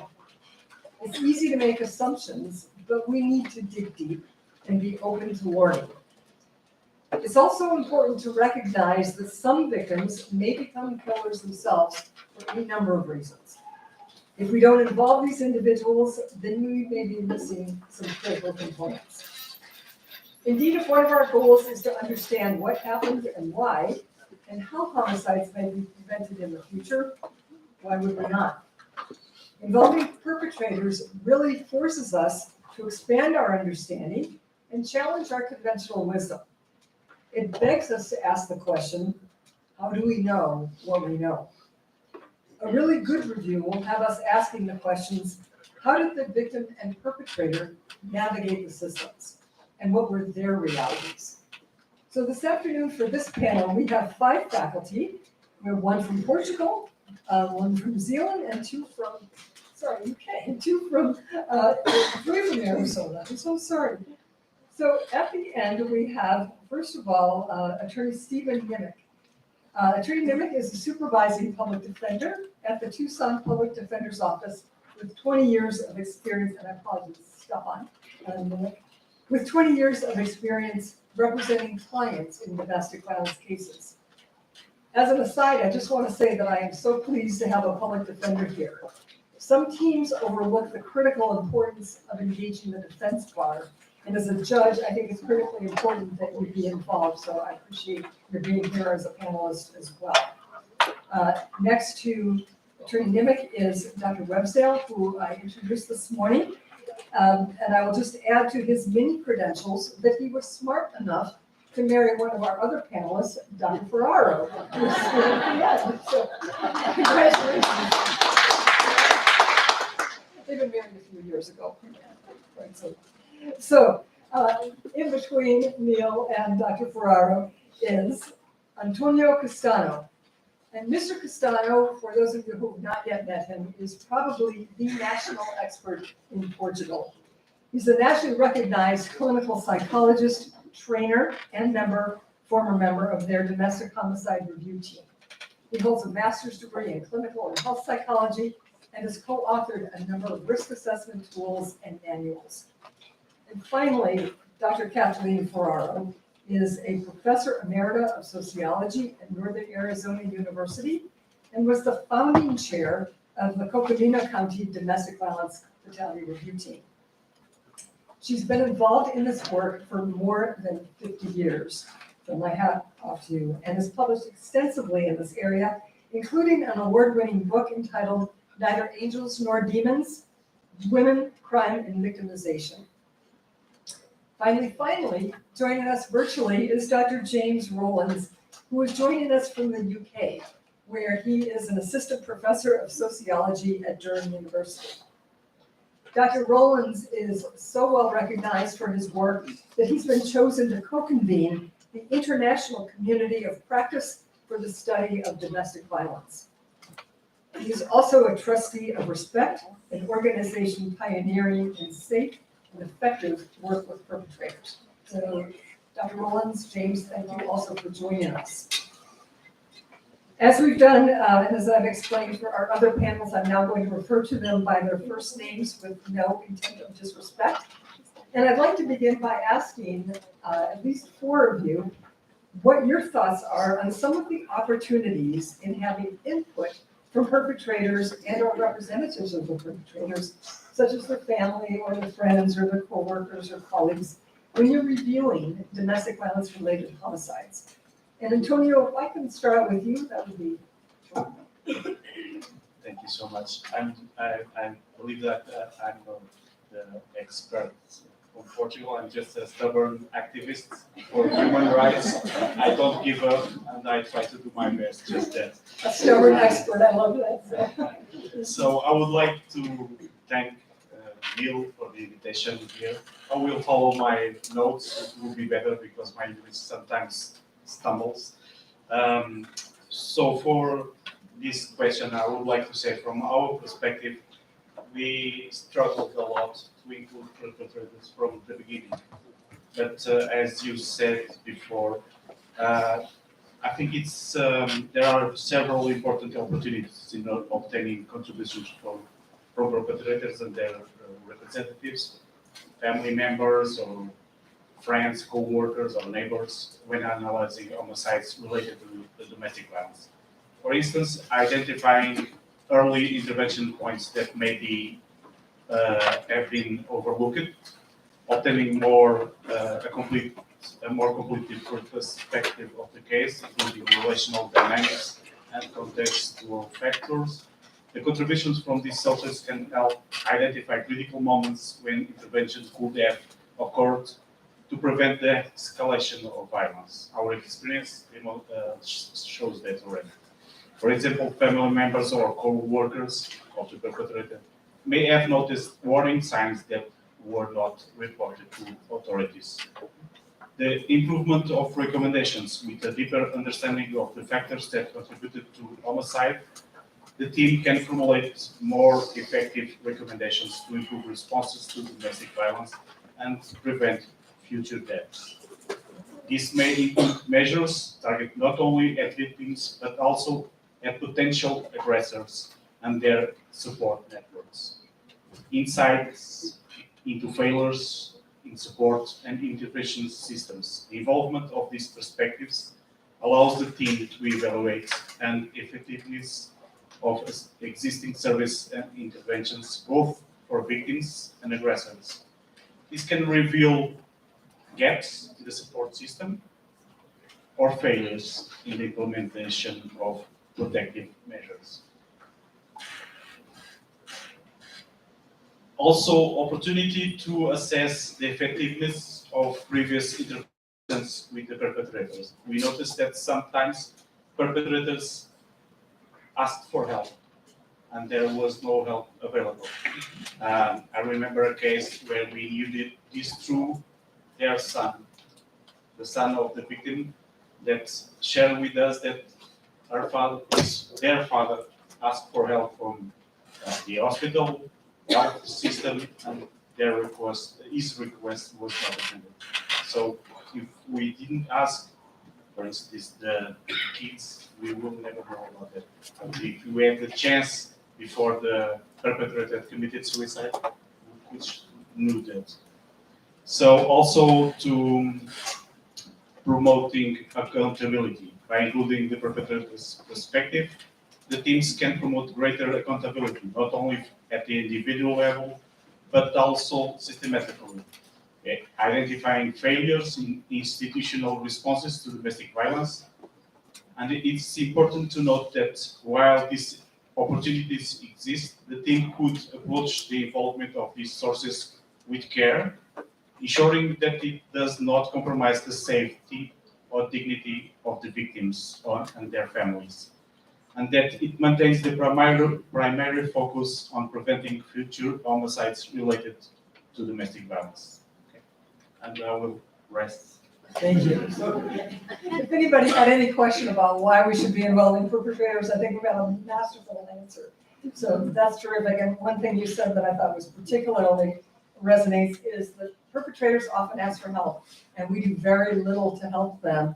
And if we can do something to intervene earlier on, we might not have a homicide. So, Neil, I'm going to turn to you and ask what you would like to add to that list of incredible opportunities. Yes, we had a number of occasions to interview the families of perpetrators. And one of the reasons I think this can be very helpful and that there are many opportunities is that the perpetrators' families feel as though society senses that their sons, their brothers, are monsters, and that they're profoundly stigmatized. And the family is very deeply traumatized by this. And involving the families in this is a form of catharsis for those perpetrators' families and ultimately for the community. So that's the first point I wanted to make. The second concerns the deep and complex role of trauma. Having interviewed probably, as I said this morning, 40 to 50 people who murdered people, killed people. One of the things that strikes me is the depth of the trauma in most of those cases. Not all, but most. And the complexity of it. And one of the things that strikes me with the non-psychopaths, right, which is the majority, the non-psychopaths, is their inability to get close to other human beings, their loneliness, their human isolation. And this is not to excuse them or to justify what they've done, but it's just to recognize that those victims, the decedents now, were conduits to their world of feeling. And their loneliness, their emotional isolation is something that has struck me in those interviews. Another is the complexity of memory, and as I mentioned this morning, confabulation, and the potential too for lying or malingering, or justifying or excusing one's own actions. I've seen all of those over the years, and they differ. And when I see someone in front of me who engages in, say, what I at least perceive to be a psychotic break or a break with reality, these are profoundly strange episodes that remind me of the depth of the complexity of this, and the fact that simply inferring intent or tactics or strategies on the part of these men is not an instant place for review teams to go to. I think you have to step back a little more, gather more information before we go forward with that. And then I guess the last thing I want to say is that a lot of this stuff is that their emotionality seems to be inchoate or undeveloped. And that strikes me as well, and I think something that teams can benefit from. So that's just a few observations, Judge Carter. Thank you. That's what I will add to the list. And I think what strikes me is how often trauma comes up as a factor overarching so much of what we do here that needs to be addressed. So Kathleen, what would you like to add to that? Well, I think one of the reasons I was asked to be here is I've done so much work with victims who become perpetrators. And so interviewing perpetrators, the title of our panel, I think it's often very complicated to unravel exactly who the perpetrator and who the victim was in a domestic violence relationship, a serious domestic violence relationship that results in a homicide, either of one of the parties or of a third party, all too often a child. And in interviewing women who kill their partners or attempt to kill their partners, one thing that struck me in terms of trauma, it's something that was said on the mental health panel earlier today, is about positive childhood experiences, is that a lot of the women didn't necessarily experience direct abuse or adverse childhood experiences, but they did not have positive childhood experiences. The things that were, if you heard this morning, just treated as a significant person with love and care, celebrated for all their talents and attention and love given, either because their parents were incapable of it or were so burdened with poverty and their own traumas that they couldn't give it. And then when they found an adult partner that they hoped would provide those positive experiences, they became very bonded to those people and were unable to successfully exit those relationships prior to them escalating to a homicide situation. So again, I think one of the opportunities is to get a full picture of what preceded the homicide. You can't just look at the so-called victim who maybe have been a perpetrator, who became a victim, but it's very important, I think, to include the perspectives of the person who finally did commit the homicide. And something else that I was thinking about in terms of the reviews that we have done on our team, I was a member of the Coconino County team, is the ways not just that the community failed to respond to requests for help, but failed to hold people accountable, thinking that they were doing them a favor. And so we had one case in particular where everyone in the community knew this person was a severe chronic alcoholic. And the family was good friends with law enforcement, and so rather than being arrested for drunk driving, he was given a warning and a warning and a warning. And his employer knew that he was a chronic alcoholic, and he was not dismissed or even helped to go to treatment to maintain his position. So I think sometimes when it's a small town, even though it's growing, people know each other and think that they're saving the family by not holding them accountable. And clearly we see where that has backfired. So in a lot of the cases we reviewed, the perpetrator has died. And so interviewing, the reason I knew about all of this chronic alcoholism was interviewing a person who was family friends throughout their life. So, I think the question raised was about not just the perpetrator, but the people who are familiar with the perpetrator. And often the family is the same, right, for the victim and the perpetrator. But the friends, the coworkers, the neighbors, prior partners are all really important sources. And by the time we do the interviews with these people or with the perpetrator, if they're available, we are very familiar with the facts of the case, right? And someone in the last session I was at on Indigenous community reviews talked about the difference between the documented history that we find in case files and the lived experience of being in a violent relationship. And I think that's such an important point, that we have all these documents and that can prepare us for the interviews. But the interviews provide the lived experience of what these people's lives were like. And that's, Neil used the term reconstituted ethnography this morning, which I think is maybe a fancy sociological term, but it captures what we try to achieve when we're conducting these interviews with perpetrators and the related people.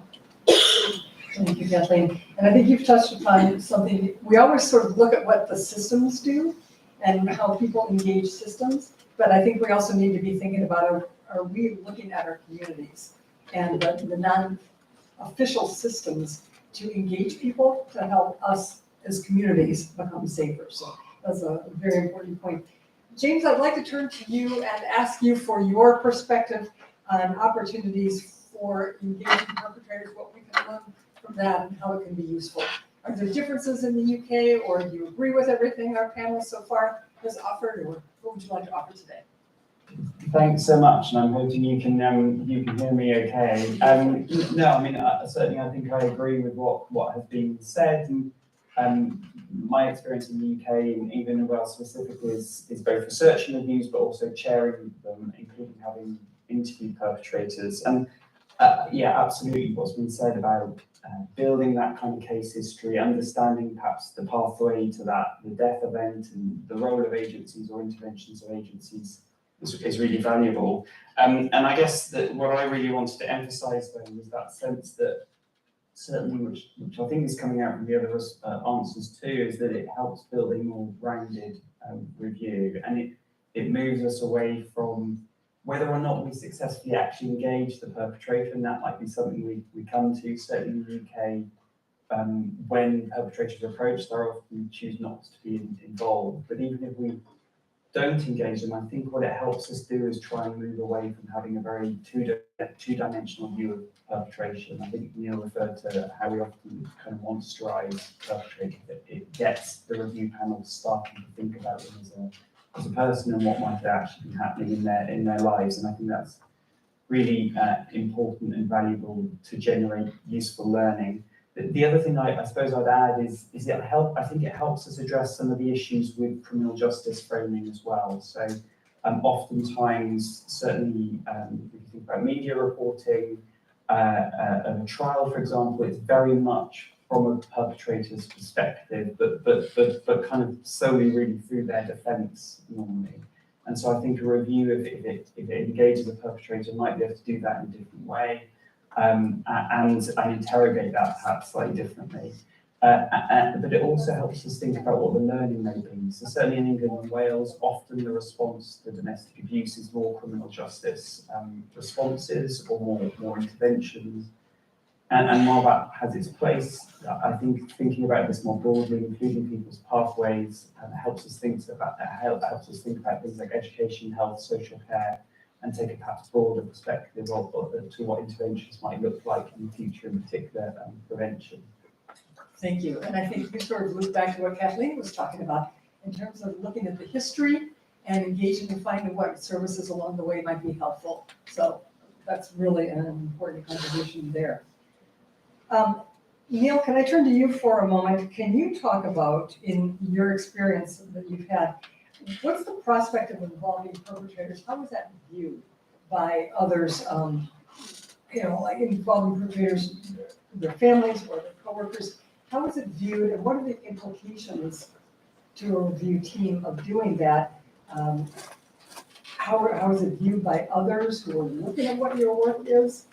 Is it accepted as the dissonance you mentioned this morning, that sometimes people are concerned about whether that's an appropriate strategy? So can you comment on that? I think there is widespread concern about whether this is an appropriate way to go with reviews, because you may be seen to be giving the perpetrator a platform, as I mentioned this morning, to excuse or justify or rationalize what they've done. And my response to that is that I think if the interviews are done very well, and you're very well prepared, you can minimize some of those effects. But I do think that there is a potential stigma attached to it, in that you're giving someone who's committed this horrendous offense an opportunity for a voice, and a voice that may be seen to be a voice over the voice of the decedent. And that's certainly not the intent, but that is, I think, the single biggest criticism. And then there is this sense of involving perpetrators somehow contaminates the process. So that's my impression. So just a question for you there. Are victim families made aware that you're interviewing perpetrators and their families? That varies, I think, by location very much. I'm aware of some teams that in the past have given victims veto power on whether or not the perpetrator is interviewed. I believe that was a practice in Georgia, in the state of Georgia. and I actually had this conversation with the California Attorney General's office just a couple of weeks ago. And while we want to be respectful to victims, obviously, I don't think going to veto power like that is the role of the victim and victims' families in, say, near-death reviews. So, no, it's complicated stuff. Thank you. Antonio, would you like to add to that?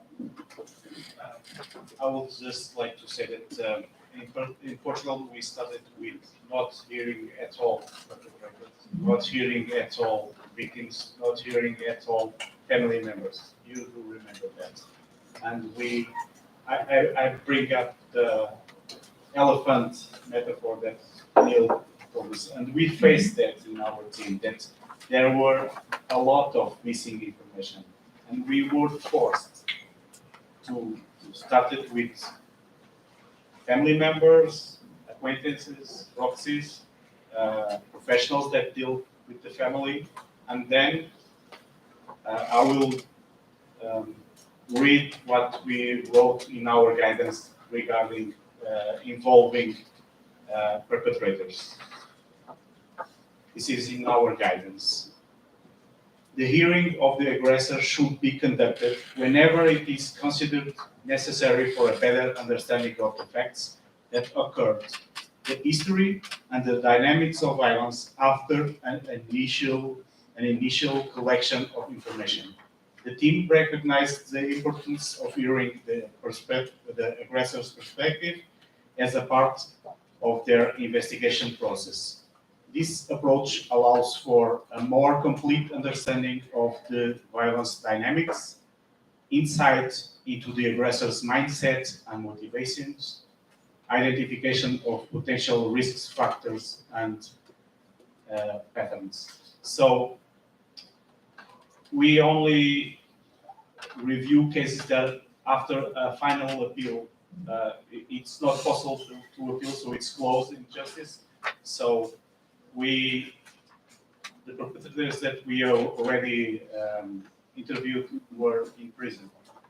Okay, so this is our thought about the importance of interviewing perpetrators. Because coming back again to the elephant, there's a lot of information that we don't know. And if we don't check it out, of course there are risks and challenges. I think we will be talking about that afterwards. I think it's helpful to have it articulated in writing, because then it mitigates against the perception that I suspect comes up from time to time that we're giving the defendant a second trial, if you will. And that's not at all what you all are talking about doing. But instead gathering information to get a better understanding of what's happened and why, and what we as community members can do about it. So thank you. James, can I turn to you and ask if you can comment, is there anything in the UK unique that you would like to share about how these such interviews are perceived? Yeah, sure, thank you. I mean, I think it's probably useful to start to say that how the UK and England and Wales specifically does reviews is slightly different. So we would start the review at the point of the death. So potentially it begins when the criminal justice process is already happening, although parts of it would be suspended or perhaps paused to allow the criminal justice process to proceed. So for example, we wouldn't be interviewing perpetrators or family or friends if they were witnesses. So potentially the review's already started, and critically for a review in England and Wales, we will have access to perpetrator information regardless of their consent. So we already have their information from agencies coming into that review, and I can talk about that more if that's appropriate. So this is really a matter of involving that person as an individual and hearing from them. I think the points Neil made about that prospect of this concern about kind of veracity or an intent of the perpetrator is absolutely true, but also this kind of stigmatization of them as well, why should they be involved is certainly then shapes that. We have relatively limited actual guidance. It's a requirement that we should consider it, but it's not really described how you'd actually go about it, which just makes this work very difficult. So it means people are kind of working at quite a local level to try and make sense of this as a practice. And that is really tricky, and I think that feeds into why the prospect can be really difficult, because people don't necessarily have experience of or can draw on good practice examples. Just to pick up that point on victim family, I think it's really interesting to hear that. Here, the victim family wouldn't have a veto on that, but good practice would be to have a discussion with the victim's family so they're aware that it will happen. That's an opportunity to prepare them and assure them about how that process will be managed, but also perhaps to have a conversation about any risk issues. So, for example, or in the case of a suicide-related death, for example, where the alleged perpetrator, because there isn't a trial, will be in the community, is there an ongoing issue around child contact, for example? And in those cases, you might make a decision not to contact the perpetrator because of safety. Although I would also say it's not uncommon for families to essentially, to quote someone I interviewed, a family advocate talking about a victim's family, to say, yeah, go ask him. So actually sometimes family very much don't want perpetrators involved, but some families really do. And they do really want them to have the opportunity to contribute and be asked as part of the review process. And I think that's important to recognise as well. And perhaps, Rich, as well, I'll end, which was we sometimes make assumptions about the perception of perpetrator involvement in particular from family, and that may not always be what we assume it is. And that's a good point. Not every perpetrator is the same any more than every victim would be.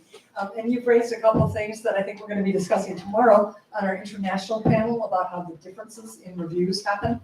So that'll be a good point to discuss in terms of how you engage where you're involved while the case is going on.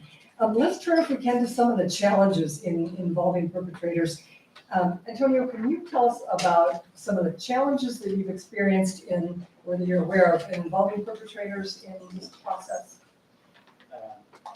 Like you said before, all perpetrators are different. So, for instance, in our place, in our country, we first assess the prison psychology services to check it out about if there are any personality disorders or antisocial personality disorders. We will not involve that person if there's a case like that.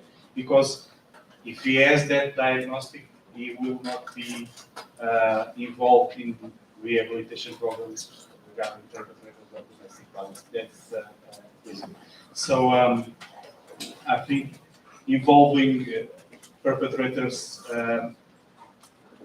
there's a risk also of traumatizing themselves, because as Neil said before, I think it was Neil that said before, even the act of committing an homicide can be a trauma, can have a trauma response.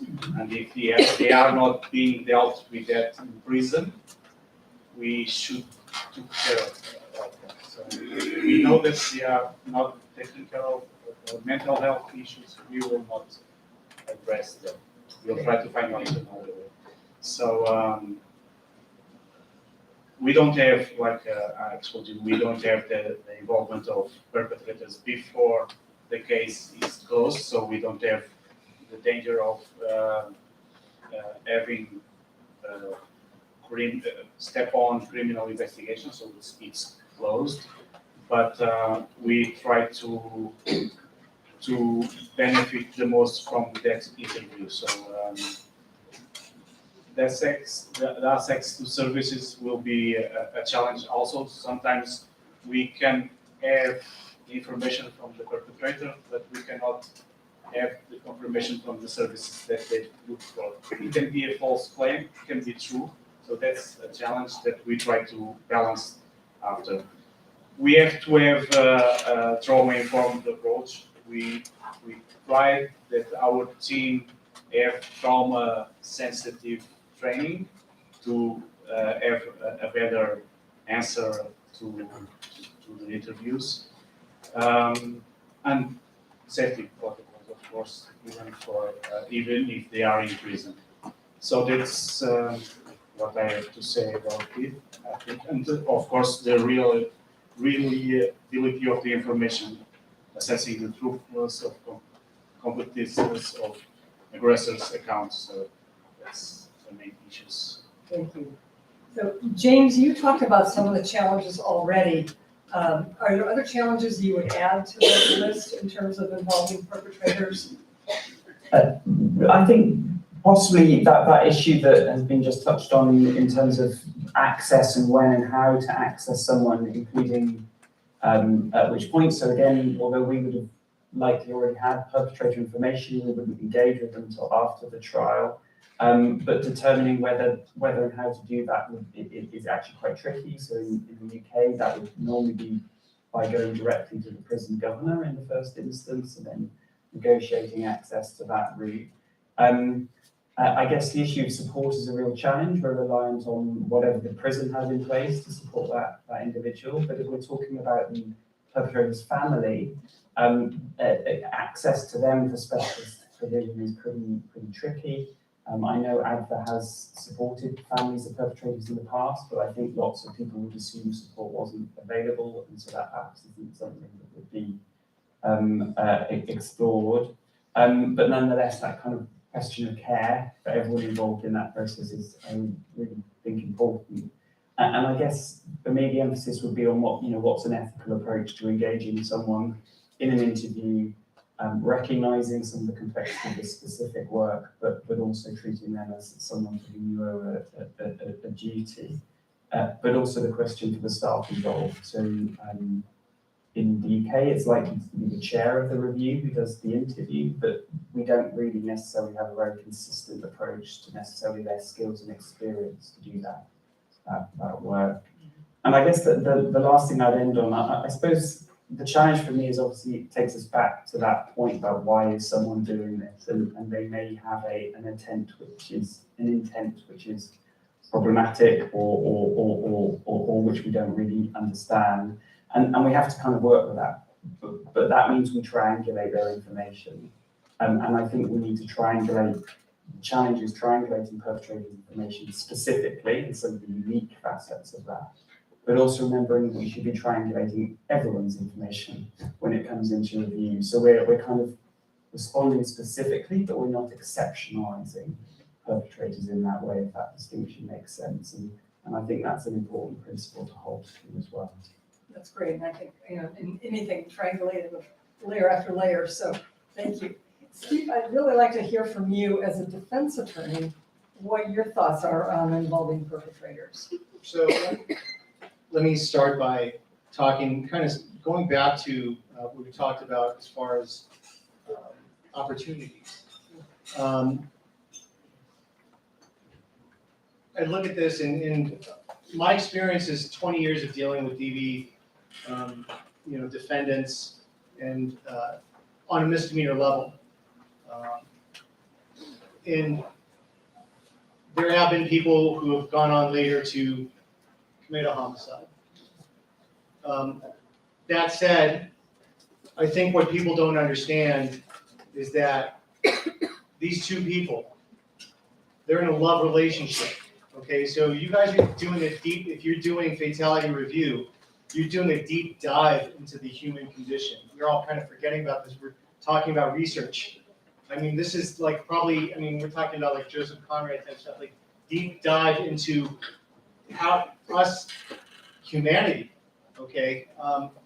But one thing I want you to understand about my clients is that they have aspirations, they have goals, they have hopes, and when you're looking at them, you've got an opportunity to see really kind of what's going on, not just the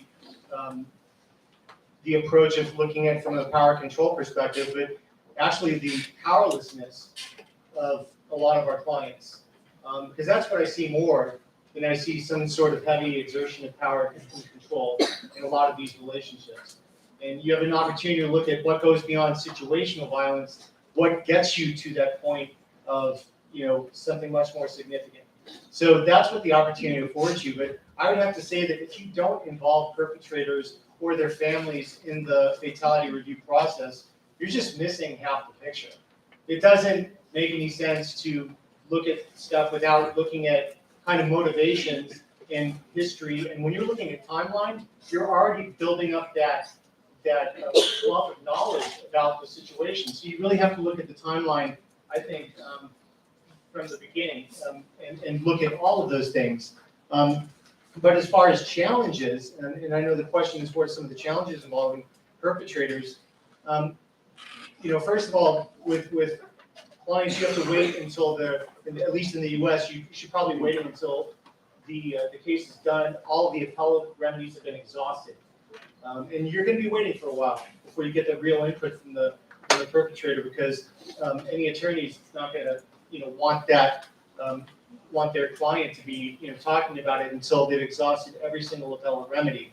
But you've got somebody who has a lack of trust in the system, a lack of trust in the prosecutor, a lack of trust in even their own defense attorney, okay? They have a lack of trust in just, the entire situation they've been placed in. Look at family law. They've been dragged through family court. They've lost rights to their kid. Everything that could happen is happening. And so what is the benefit to, on the flip side of this, what is the benefit to one of our clients having to do this, engage in this process? Is it restorative? Is there any sort of clemency that they're going to be getting based on their participation in this? So you might get some active distrust from a lot of these participants in actually trying to in participating in this process. But I think when we talk about accountability too, I think some of the difficulty here is that our clients, as I mentioned, they feel victimized by the system. Not only that, do they have such deep trauma, but they're active victims while these cases are going on. You may not hear about it because there's a hesitance about talking about how they are also victims in these relationships. A lot of these violence situations, they're 50-50. You don't hear about that because sometimes our clients don't want to talk about the fact that they are also a victim. So I really like what James said about using a trauma-informed approach, because that's really the only way you're going to get to the heart of the matter with some of our clients.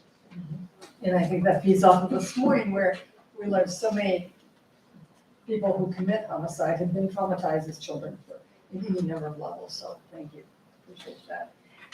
I'd like to talk or ask all of you your experience in the reviews that have involved perpetrators. And James, either talking about your experience, either just writ large or your personal experience as well. I'm going to kind of combine 4 and 5 here if we can to get both of your professional experience and any personal experiences you've had on interviewing and share those personal experiences that have involved perpetrators. Great, thank you. So in some of the reviews I've chaired or been involved with, I've interviewed perpetrators, a relatively small number, and certainly in the UK, the evidence would suggest in most cases perpetrators won't be involved. So in some research I undertook, I think it was something like 10% of perpetrators in cases had actually been involved in the review, and only about half of all perpetrators have been approached in the first place.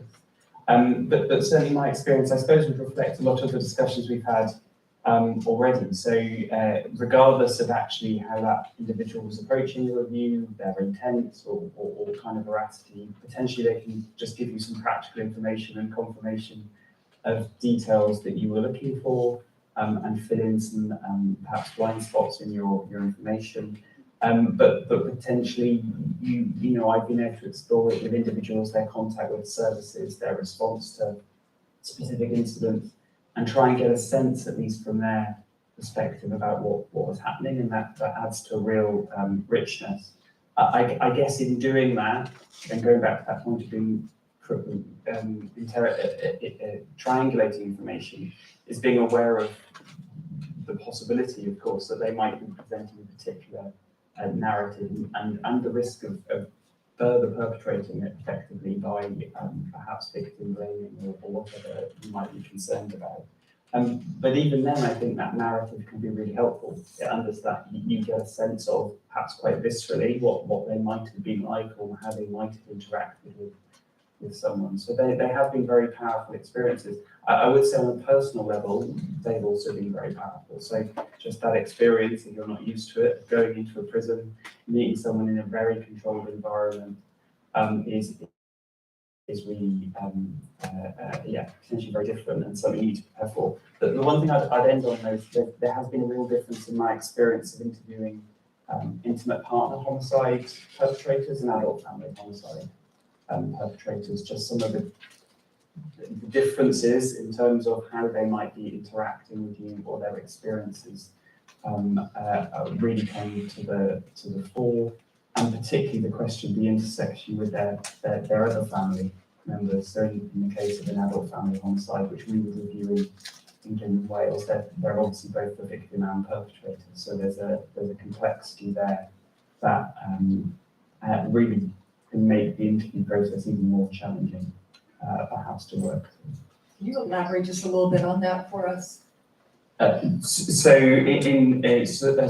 don't know about all other review systems. Obviously, it varies, but in England and Wales, we can review both intimate partner homicides to adult family homicides. So sons, daughters, grandchildren, whatever that might be. And I think the difference there is that the perpetrator is both the perpetrator and a family member. That they have a kind of dual status. In terms of the relationship to everyone involved, and rolling with that in terms of an interview, for example, or thinking about how information might be used in a review is just a bit more complicated, I think, than perhaps in an intimate partner homicide, where there may be, of course, quite close family relationships, but there are perhaps kind of clearer lines that can be drawn sometimes. Thank you. Appreciate that. Kathleen, can you talk about your experience in reviews that have involved perpetrators?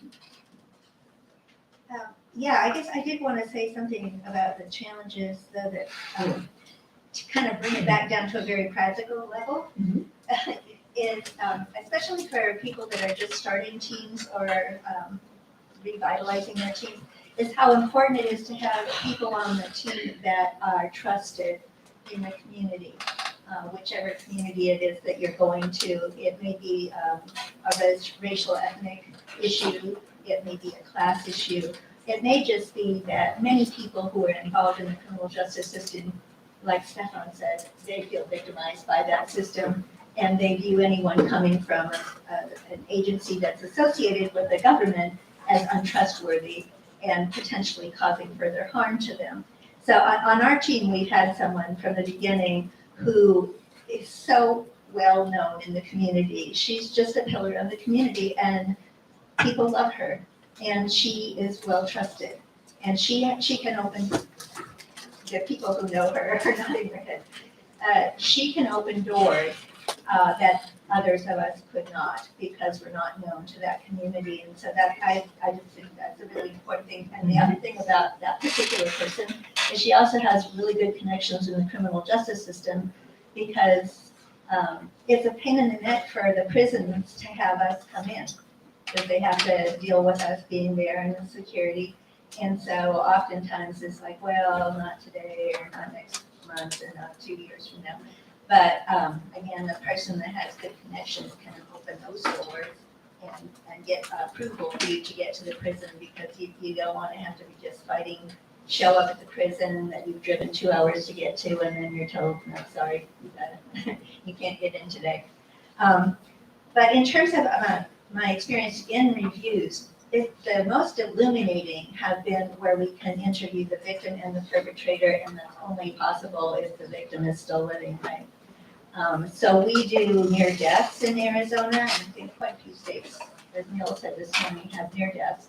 And this provides the opportunity for you to get both sides, like Stefan said, from both people. And as I said earlier, I've interviewed a lot of battered women who killed their abusers. What I learned in one particular case, which was a near death, was that my assumption, and the whole team's assumption about who was the victim in that relationship, was flipped by being able to hear both people talk, and most importantly, their adult children. So this was a case where the wife shot the husband. And so the victim, came in and told us that he deserved it. For years, he abused her and treated her badly. and he deserved what he got. And she came in and said, he pushed me to the limit, and so that's what happened. But then when we talked to the kids, they said, well, they were both as bad as each other, and it didn't surprise us what happened. And it wasn't her that was the victim, it wasn't him that was the victim. It was one of those unusual cases, I think, in my experience, that Michael Johnson described as mutual violent control, where they were both very violent. But on the surface, and from the documentation, we wouldn't have known that. So it took interviewing, and they actually both came to our team meeting for this discussion. That was extremely illuminating. And it taught us that the documentary evidence and the stories from one side of the relationship that just don't reveal the entire picture. With his.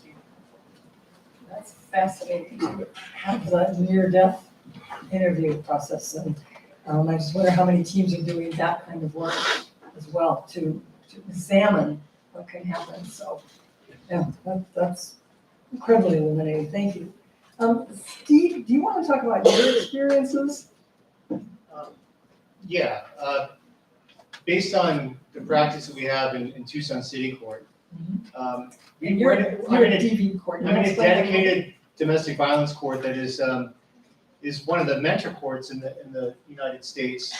And we've been actually, other courts have come to us to see how things are done in our courtroom. We all have different roles, and that's not to say that our public defenders aren't 100% fighting to the hilt for our clients. But there's more going on in our courtroom because we have felony wave downs. There are cases, as the prosecutor in our courtroom can even tell you, they really should be prosecuted as felonies because for some reason or another, the prosecutor at the county level is waving down strangulations and cases with guns, and here we are at the misdemeanor level, kind of dealing with this, in court. And we're fighting to get our clients released, all that kind of stuff. But to kind of get back to the question about my personal experience dealing with this, it runs the gamut. You do have those clients who are a little bit more hardened, and I want to do everything I can to kind of protect their confidentiality right now as I'm talking about this stuff. But you have, it's not monolithic, and that's one thing I've discovered. It's not, all these ideas that we have about the nature of violence, the nature of, battered women syndrome, that kind of thing, it's so much more complex. Every single case that comes through, and we get, hundreds of cases, I think, the prosecutor's dealing with cases in the number of thousands, but, the hundreds of cases I've dealt with over time, every single case is complex. Every single relationship is complex. We have to understand if there are baby boomers in here or people, Gen Xers in here, all of you grew up with a belt or a wooden spoon. So violence is not just, a behavior, as Doctor said earlier. I mean, it's kind of a language for a lot of us that we've grown up with and we've had to shed generationally, and it hasn't been shed. So, I mean, and these were accepted practices just, a few decades ago. So this idea that it's, we've got these monsters here, that's just mythical. That's not what we're dealing with. And, hearing the mental health component earlier today, that is a lot of our clients. They're connected with services. They're trying to get all the help they can get. They've got an Axis 1 diagnosis, and maybe they have been failed by their behavioral health provider. Or maybe they're just not getting that, they've got housing instability, they've got financial instability, everything's coming down. You couple that with substance abuse and with, significant mental health issues, and we've got problems. And so that's what we're dealing with on a regular basis, and it's tough. And what our office has had to shift because we've had to bring in a care coordinator so that we can kind of develop a holistic approach and trying to assist our clients. So, those are some of the things that I'd like to talk about. But one other thing I'd like to talk about is that we deal with clients also after their disposition on the misdemeanors, we've got probation reviews. And they're really trying hard to deal with, and complete probation successfully. And we get them again when they're asking for jail time because they're not doing well on probation. Well, I think it's tough when sometimes they feel emasculated in court when they're dealing with a tough probation review, and they're being told, you're not doing well here. You're failing at what, you're doing, and maybe it doesn't come across like that objectively, but to them, like they're being told that they're not doing well, they're not doing enough. And it's just the cycle perpetuates. And so there are so many difficulties that our clients are dealing with on a regular basis. Many layers of challenges, so thanks. Neil, could you comment on what your experiences have been in interviewing perpetrators? Sure, and just to echo Steve's comments about the complexity, and to reflect back on what Antonio said earlier about not interviewing people with antisocial personality disorders, which is a very specific diagnosis. And I'm not a diagnostician, I'm not a psychiatrist, which is why we asked Julie and Diane to step in this morning for the mental health panel. But when you go in to do an interview, I did one, 6 weeks ago with someone in jail.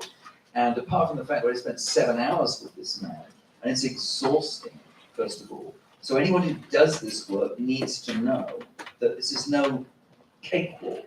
This is exhausting, emotionally draining work.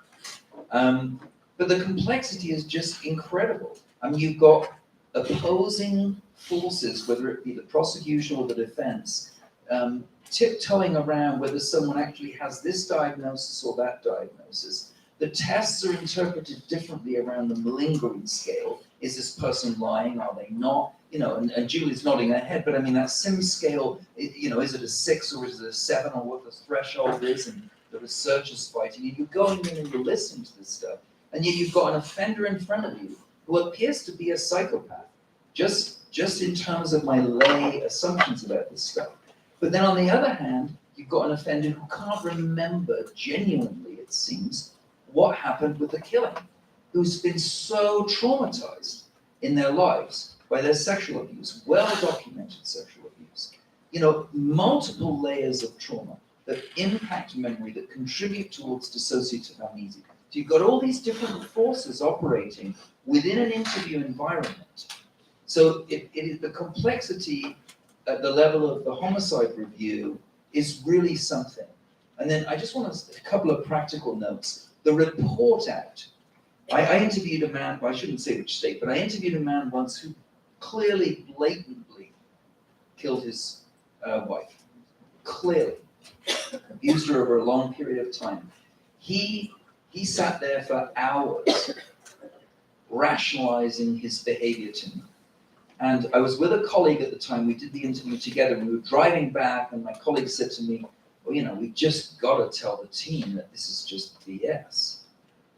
And my response to that was, the report out is a precious moment. You've got this incredible expertise of this team. And my personal experiences was, no, we need to report what this man told us, what this man conveyed to us, and that's it. Nothing else. The team interpret it, they want our impressions, we can give them to it. But, you take the benefit of the team, just like they do an aviation review, to interpret this. And one last caution on this, a personal experience I had. I went to interview a man in California who killed his whole family for a book I did on familicide. I got to the prison gates, I got to the guard tower with my tape recorder, and sort of uptight British academic. Hello, I've got a letter here from the warden, saying that I can come in and do this interview. And the guard, who was, sort of the 6'8" steroidal, he's looked at me and he said, you're not bringing that in. And I said, no, you don't understand. I've got a letter from the warden and I think I've got permission to bring this in. And he looked at me and he said, the warden's not here today. You're not bringing that in. So there are practicalities to doing this work that if you're an airy-fairy academic, you're not going to be able to wield any power with this stuff. So I just wanted to share that too. And I think that's about we'll see. Okay, we are about out of time, so either Kathleen or Antonio, do you have any real brief comment to add to experiences? Or if not, I'll turn and ask Steve and Neil to comment very briefly on some ethical issues and how you can ensure that we involve perpetrators ethically. So if you can be very brief in your response, Kathleen or Antonio first. Just what you said, that we must take care of our own mental health after interviewing. Not forget to acknowledge that the impact that has in your life, your personal life. You are starting a team. Make sure that the person or the persons that go for that, like real experienced men doing the job. If you send someone that does not have the experience, can be very challenging. Kathleen, anything you wanted to add? No, I said, I'll get to that. Okay. All right. I'm going to ask Steve and Neil very briefly if you can tell us how we can ensure that involving perpetrators can be done ethically. Well, So real briefly, because we're. so one of the things that I came across was a Supreme Court case. I don't have the name of it with me, but it was, I think, it was a few years ago, and ironically, it was Kavanaugh that was one of the people who was actually arguing the case. But confidentiality, yeah, is the one of the Supreme Court justices. So, but at the time, it was the Vince Foster death, way back when, they were trying to get the notes of his attorney. The Supreme Court basically said confidentiality survives the death of the client. So when you have situations where there's a suicide, guess what? I mean, you can't turn to the attorney for information because that attorney, she or he will be, ethically bound not to discuss anything that was, any of those notes that they had while the person was alive. Can't turn them over. So confidentiality is a huge thing for, the defendant or the alleged perpetrator, and an attorney may indicate, especially if there's a possibility of appeal later on, maybe don't say anything, so that's one thing. As far as,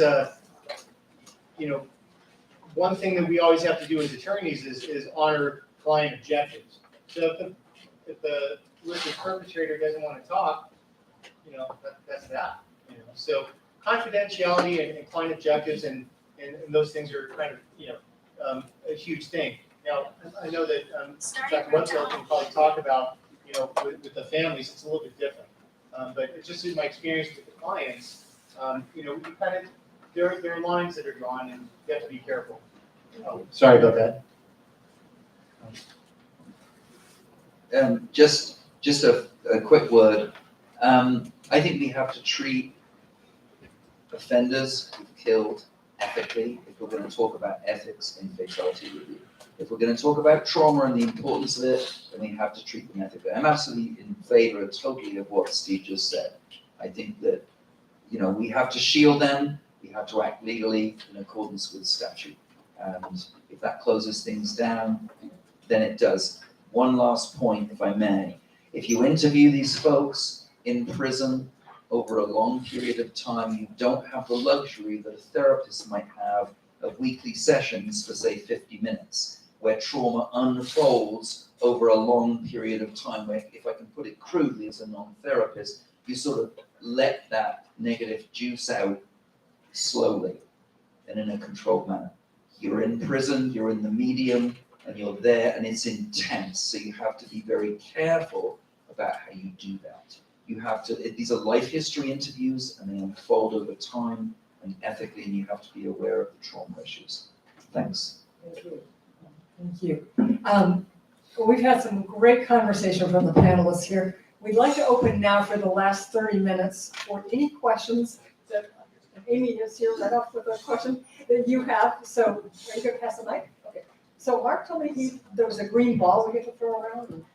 And that's good. So Amy had a question here, Amy. Right here. And if James is up here to make sure if anybody in particular you want to ask the question, but otherwise we'll open up to anybody. Okay?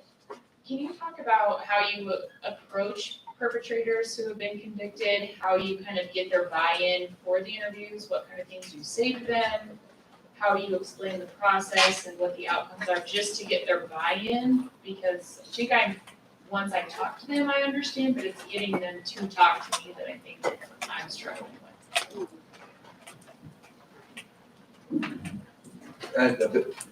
I approach it as other collateral interviews that we do in reviews, in the sense that we're seeking to understand what happened. And we've read the files, and we'd like the benefit of your experience. We're not here to blame and shame. This is not part of an investigation. I lay out all the parameters. And I talk about, if you divulge something that's criminal or a different offense, then we have to report that. But I think I'm candid about it, what we want to do. It's understanding is what we're after. And I think that being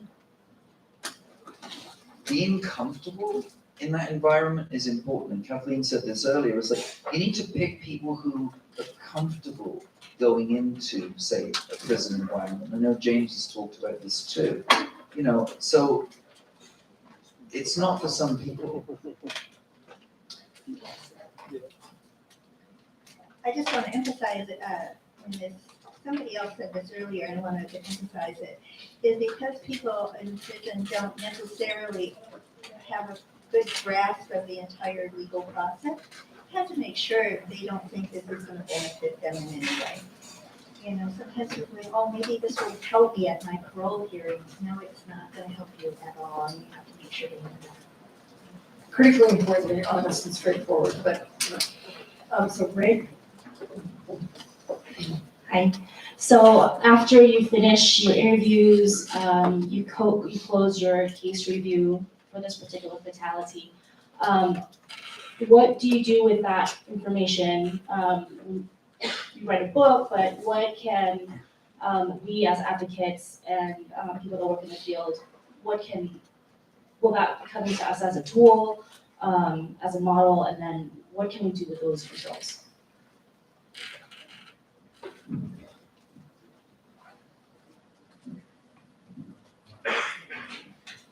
And James, if you're wanting to pop in, feel free to pop in as well. Oh, yeah, sure. I mean, I can talk a bit about England. I mean, in England and Wales, it's slightly different. So individual cases are published. So potentially the focus often is on local dissemination of knowledge. So what have we learned in this case and how? But they're published they go into public arena. They're nominally anonymous, but Neil has written about this and I've written about this. They're not really. You can do a Google search and work out what's going on, which raises a whole other question about the ethics of review and how you share this information ethically, but that's the practice we have in England and Wales. And I guess there's an increasing emphasis here in the UK about how you then translate that knowledge into something that practitioners can use, whether that's informing practice developments or whether that's leading to policy change, for example. Probably the biggest thing we have now currently is a DHR library, so a national library of all published reviews that should be available for people to access, and then sometimes summaries of learning from them. Thank you. And Neil?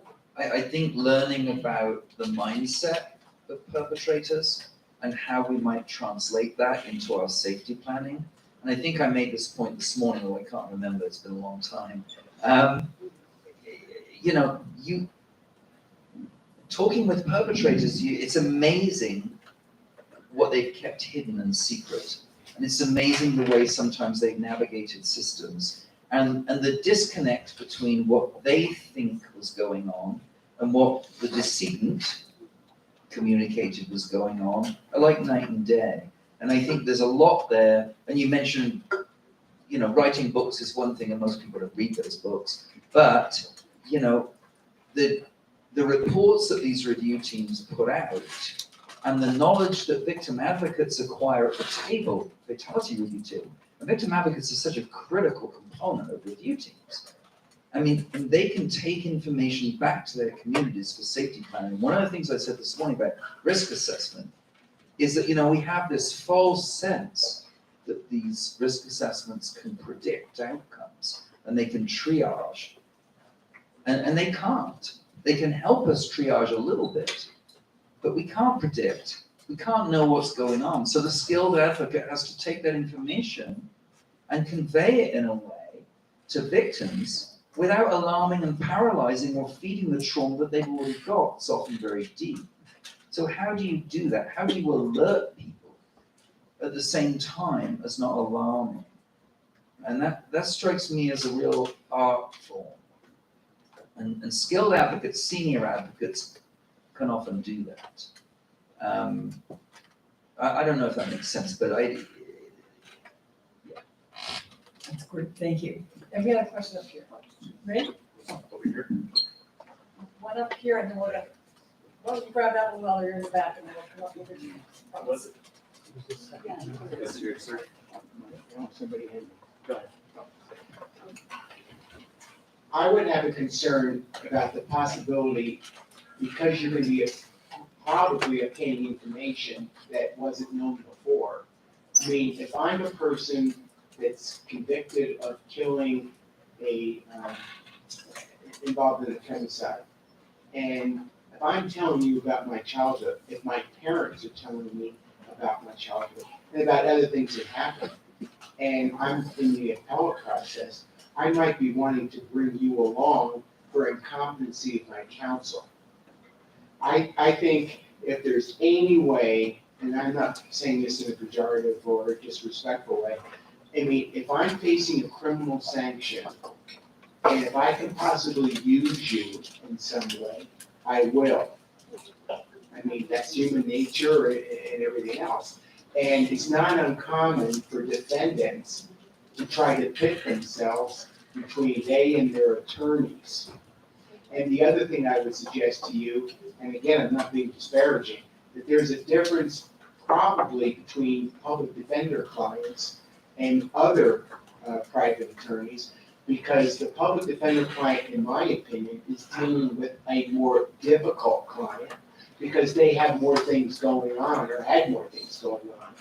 I mean, they've had very difficult childhoods. They may have mental health issues that don't raise to the level of it being a defense, but it might be the level of mitigation. So my concern is, how do you protect yourself in terms of doing a good review that can't be used this way or other ways, because that's not a good thing.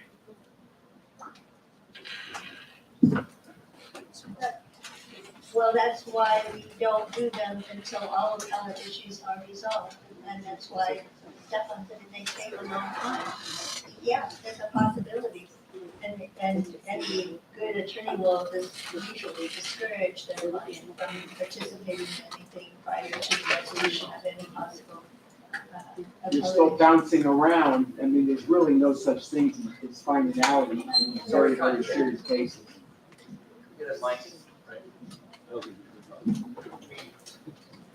I would agree, until the appellate process is completed, there's no, I wouldn't, I mean, I'm a misdemeanor attorney, I don't do capital work. I have a lot of respect for the defense attorneys who do capital work, but they're not gonna be advising their clients to participate in this, I don't think, until every appellate remedy is exhausted.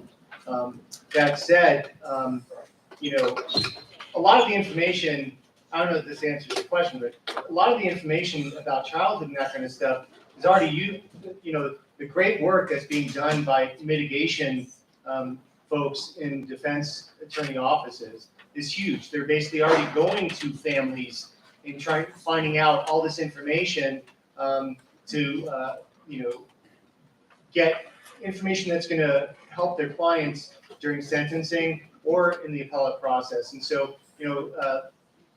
I would leave that for the capital attorneys who have to defend these clients. But you did mention something, a difference between public defense clients and then those maybe who are defended by the private bar. Like, can you explain what the question or what you're trying to say? I just think that you have a more difficult caseload than, or could have a more difficult caseload, because your clients, my experience has been, more apt to have some mental health issues, or other kinds of things that proportionately the private bar is not experiencing. I think that may be true. I mean, just based on the numbers that we see, I mean, my caseload, we have, I would say a good, this is all anecdotal, but a good number of our clients are already connected with behavioral health agencies, and they've already, some of them are out SMI. So you're right, we are dealing with that a lot. And then the other thing is, we're talking about death reviews in certain sophisticated states. In certain other states where public defenders' caseloads are astronomical, they're being paid less than prosecutors. You're going to be getting the possibility of a different outcome. The other thing, if you've got death penalty people, they're bouncing around between the state courts and the federal courts for years. It's never fun. Sure, and So Judge, your point is well taken about information kicking around out there. And just to pursue that point, this is why we are so cautious about the reports that we write and about rendering them de-identified and about rendering them immune even from a Google inquiry or a ChatGPT-4 inquiry. It is absolutely rigorous work, and it's the reason why we have a confidentiality and ethics panel, I think running concurrently with this one. But your point is well taken. I understand where you're going, I think, and Judge, thank you for that. So we have a question over here. Dr. Ferrer, I work in a jurisdiction where we consistently have majority male victims and majority male suspects. And that's with both intimate partner and family violence year after year. And a large contingency of the suspects in those cases are women who have killed their offenders or their abusers. So could you speak a little bit more to kind of what you see in your work, and also maybe what factors or patterns you might find when a victim does decide to kill?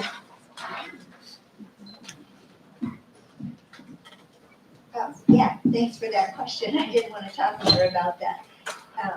And like Stefan said, there's a million different reasons why I know one woman is the same as another. But again, that's what Stefan said about love, is that so many of the women that I have interviewed are in love with the man that they killed. They didn't want that person to die. They missed them. They missed the dreams that they had for that relationship. And they don't lie and say, no, it wasn't me, I wasn't there. They often are the ones who call the police afterwards. And yeah, they suffer tremendous trauma. There are also women I've interviewed, this has happened quite a bit, I wanted to talk about it too, that get in, their marriage is terrible. They meet some guy that sweeps them off their feet, and that guy decides he's gonna teach her husband a lesson. And he may have a protective desire, he may often have a pecuniary desire to benefit from collecting whatever resources that person has. And once that guy gets into her life, she hasn't been able to control the man she's married to, and she's not able to control this guy either. And so she gets involved in third-party murder. And I've seen this happen over and over again. And then the other factors include, like Dr. said, severe substance abuse issues. So when I go to interview them, they don't remember getting married because they were so far gone on drugs or alcohol. But what they do recall the nature of the relationship prior to the homicide. They do recall things about their childhood, but the homicide itself is a very traumatic event. And it's compounded by the presence of drugs and alcohol. And then also serious mental illness, which has gone untreated, unrecognized, until they wind up in prison. And then the quality of the care that they receive is often not very, very high. Does that mean?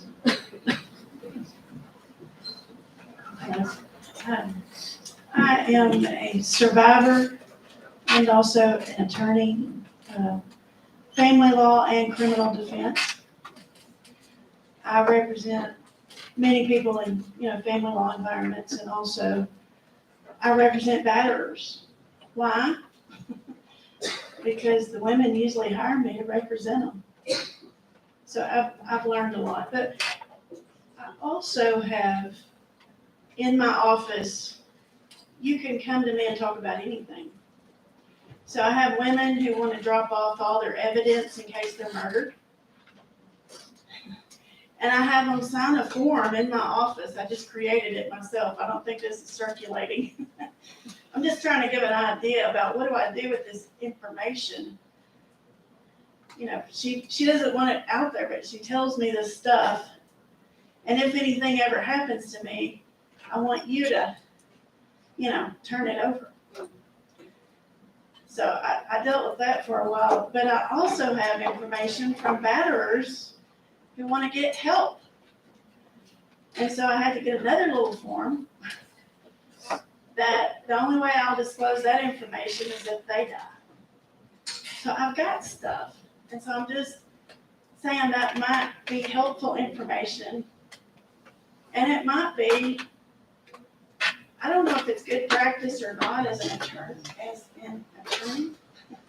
but that's what I'm doing. Where do you practice? Mississippi. Mississippi. And Arkansas. So I don't know if they're, I have them sign it. I don't know, maybe I'm out here on unstable ground, but that's what I'm doing. Thank you. Neil, have you seen anything like this before? We've dealt with the issue of approaching battered women about waiving their rights to confidentiality in the very unlikely event of their death. We've convened panels on that before, and what we've got is a mixed response. And these are women well post direct immediate trauma.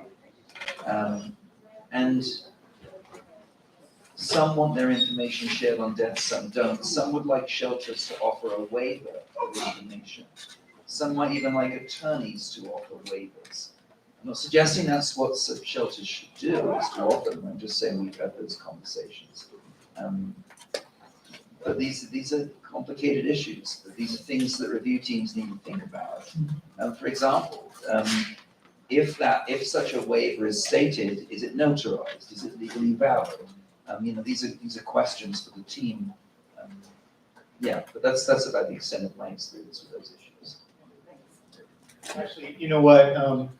Some people don't like calling the bar the state bar, but that's definitely a really interesting issue. I'm sure that the states where you practice, if there, I'm sure there's some research maybe in other circuits or other states where they've kind of addressed some of those things. So if it's not in the case law in Mississippi or Arkansas, and the bar hasn't dealt with it, or you haven't contacted the bar, they haven't dealt with those kinds of issues. It's a place you can research those things, so. Yeah, I'm not familiar with Mississippi's system, but most states have got an attorney discipline or their own ethics committee, and they'll give you advisory opinions, or the Supreme Court will have an advisory opinion.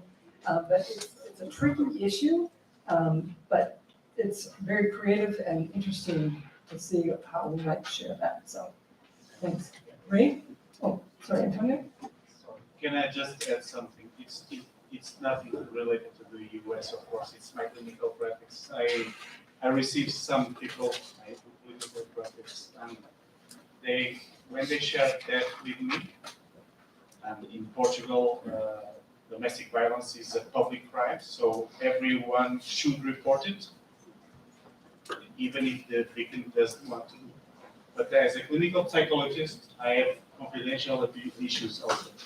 So the line is, when I think that might happen because she's telling me, I have to tell her that I cannot protect her. So I will not be with the weight on my life, and I have to protect her. I hope you understand that I cannot bear with that. I have to report it. So that's why in Portugal, I think for me it's not easy. but between a death that can happen any minute because she says so, and not doing nothing, I prefer to do something, but it's fortunate, it's different, you know, but it's, I think confidential issues, it's all around.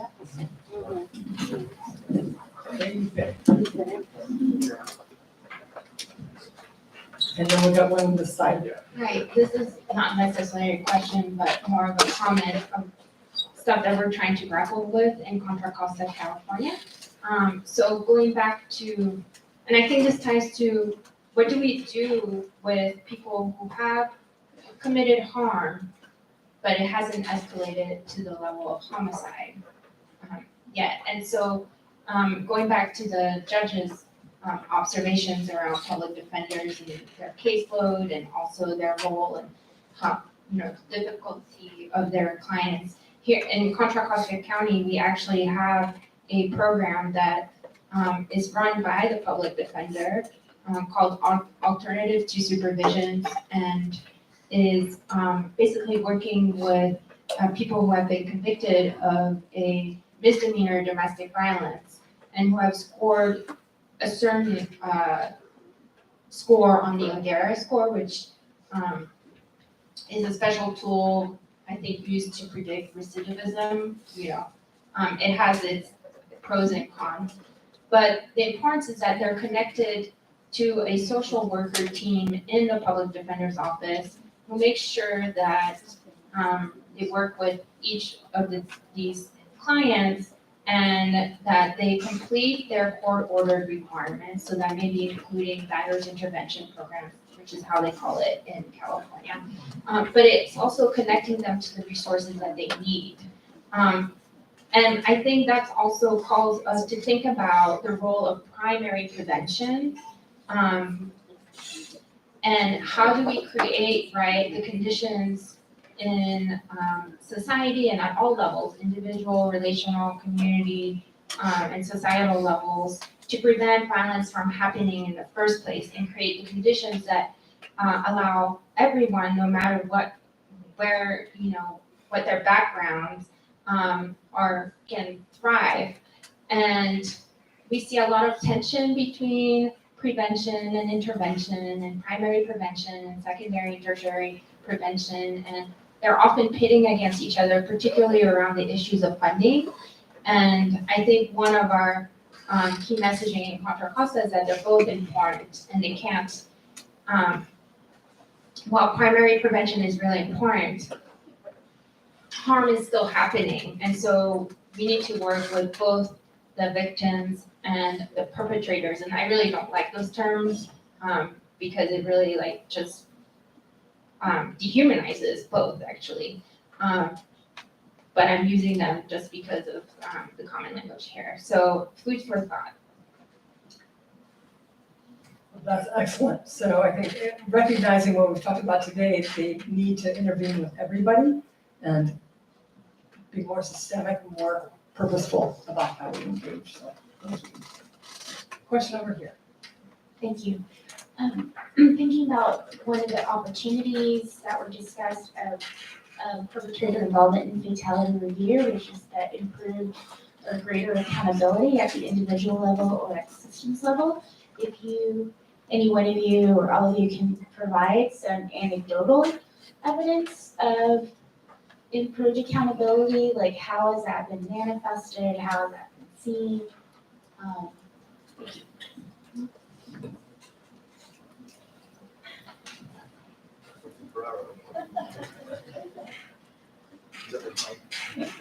We went into all this work and then what happened? Huh?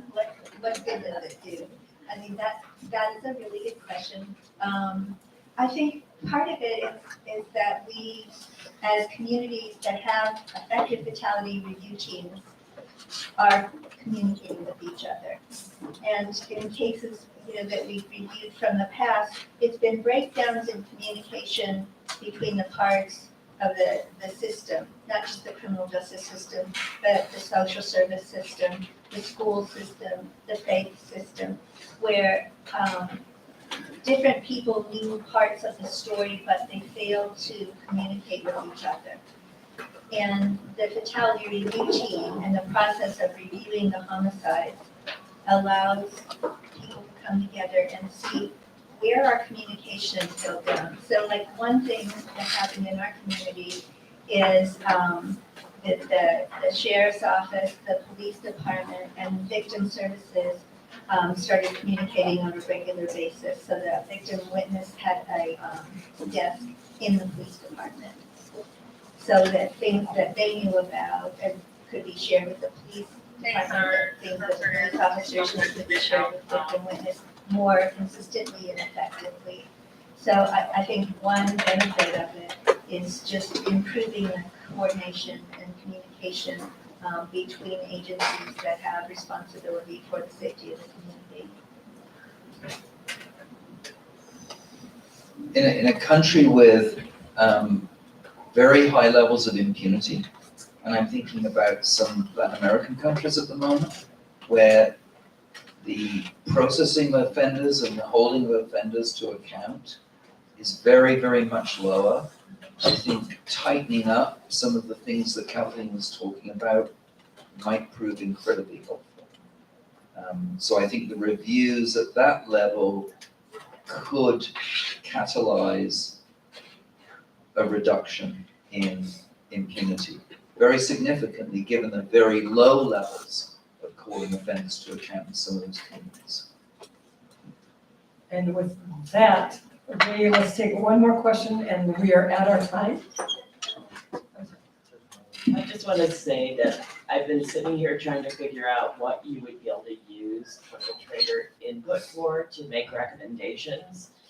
And I think at the end of the day, because I was like, what would I use it for my fatality review? But I think that broadly, you would be able to use it to make recommendations for childhood interventions, right? Because you've got some users that have gone through trauma. But it also struck me that interviews with the perpetrators might let you see something you could fix in your system right now. Like, how did that person learn her address, right? Is there a problem in your protective order process that lets there, is there a confidentiality issue?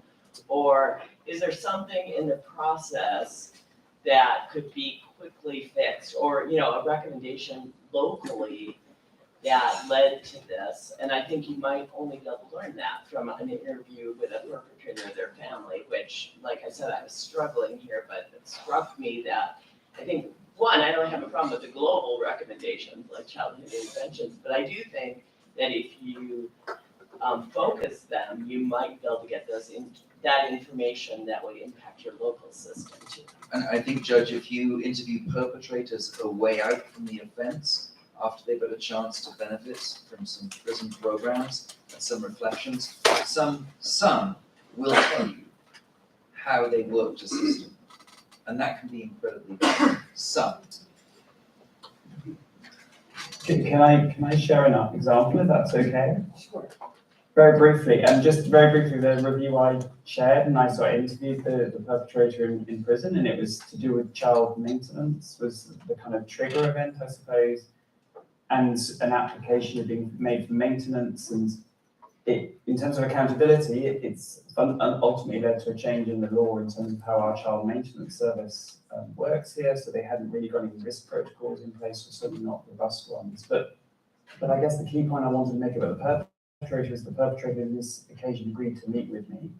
And he's the only person, obviously in the absence of the victim, who can actually narrate the contact between him, the victim, and how he was interacting with the child maintenance service. Now, he clearly had a story to tell and was trying to game the system, as it were. He was obviously convicted at that point.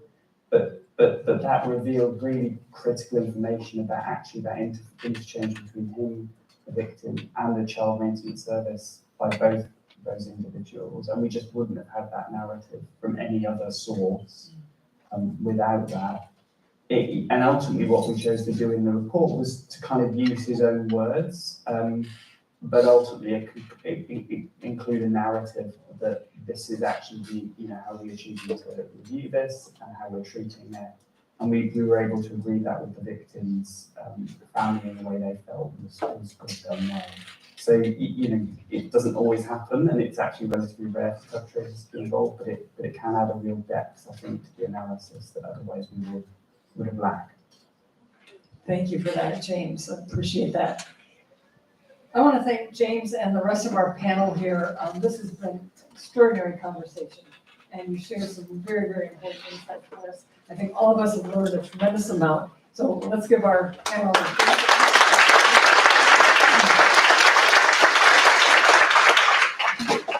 We've had a really informative day. I'm sure everybody is exhausted, emotionally, if not physically exhausted. The information you've heard has been challenging, thought-provoking, and sometimes creates some dissonance when you hear something you're not sure you can agree with just yet.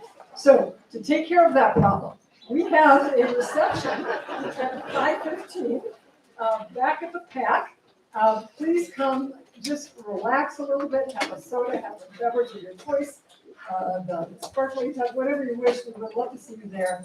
And we will be back tomorrow morning, 8:30 check-in, and 9 o'clock promptly we will start with our first of the plenary panels tomorrow. And James, we will see you probably at 9 a.m. our time. James will be participating on our in the morning, so thank you in advance for that as well. So, see you at PAC later on. Thank you all.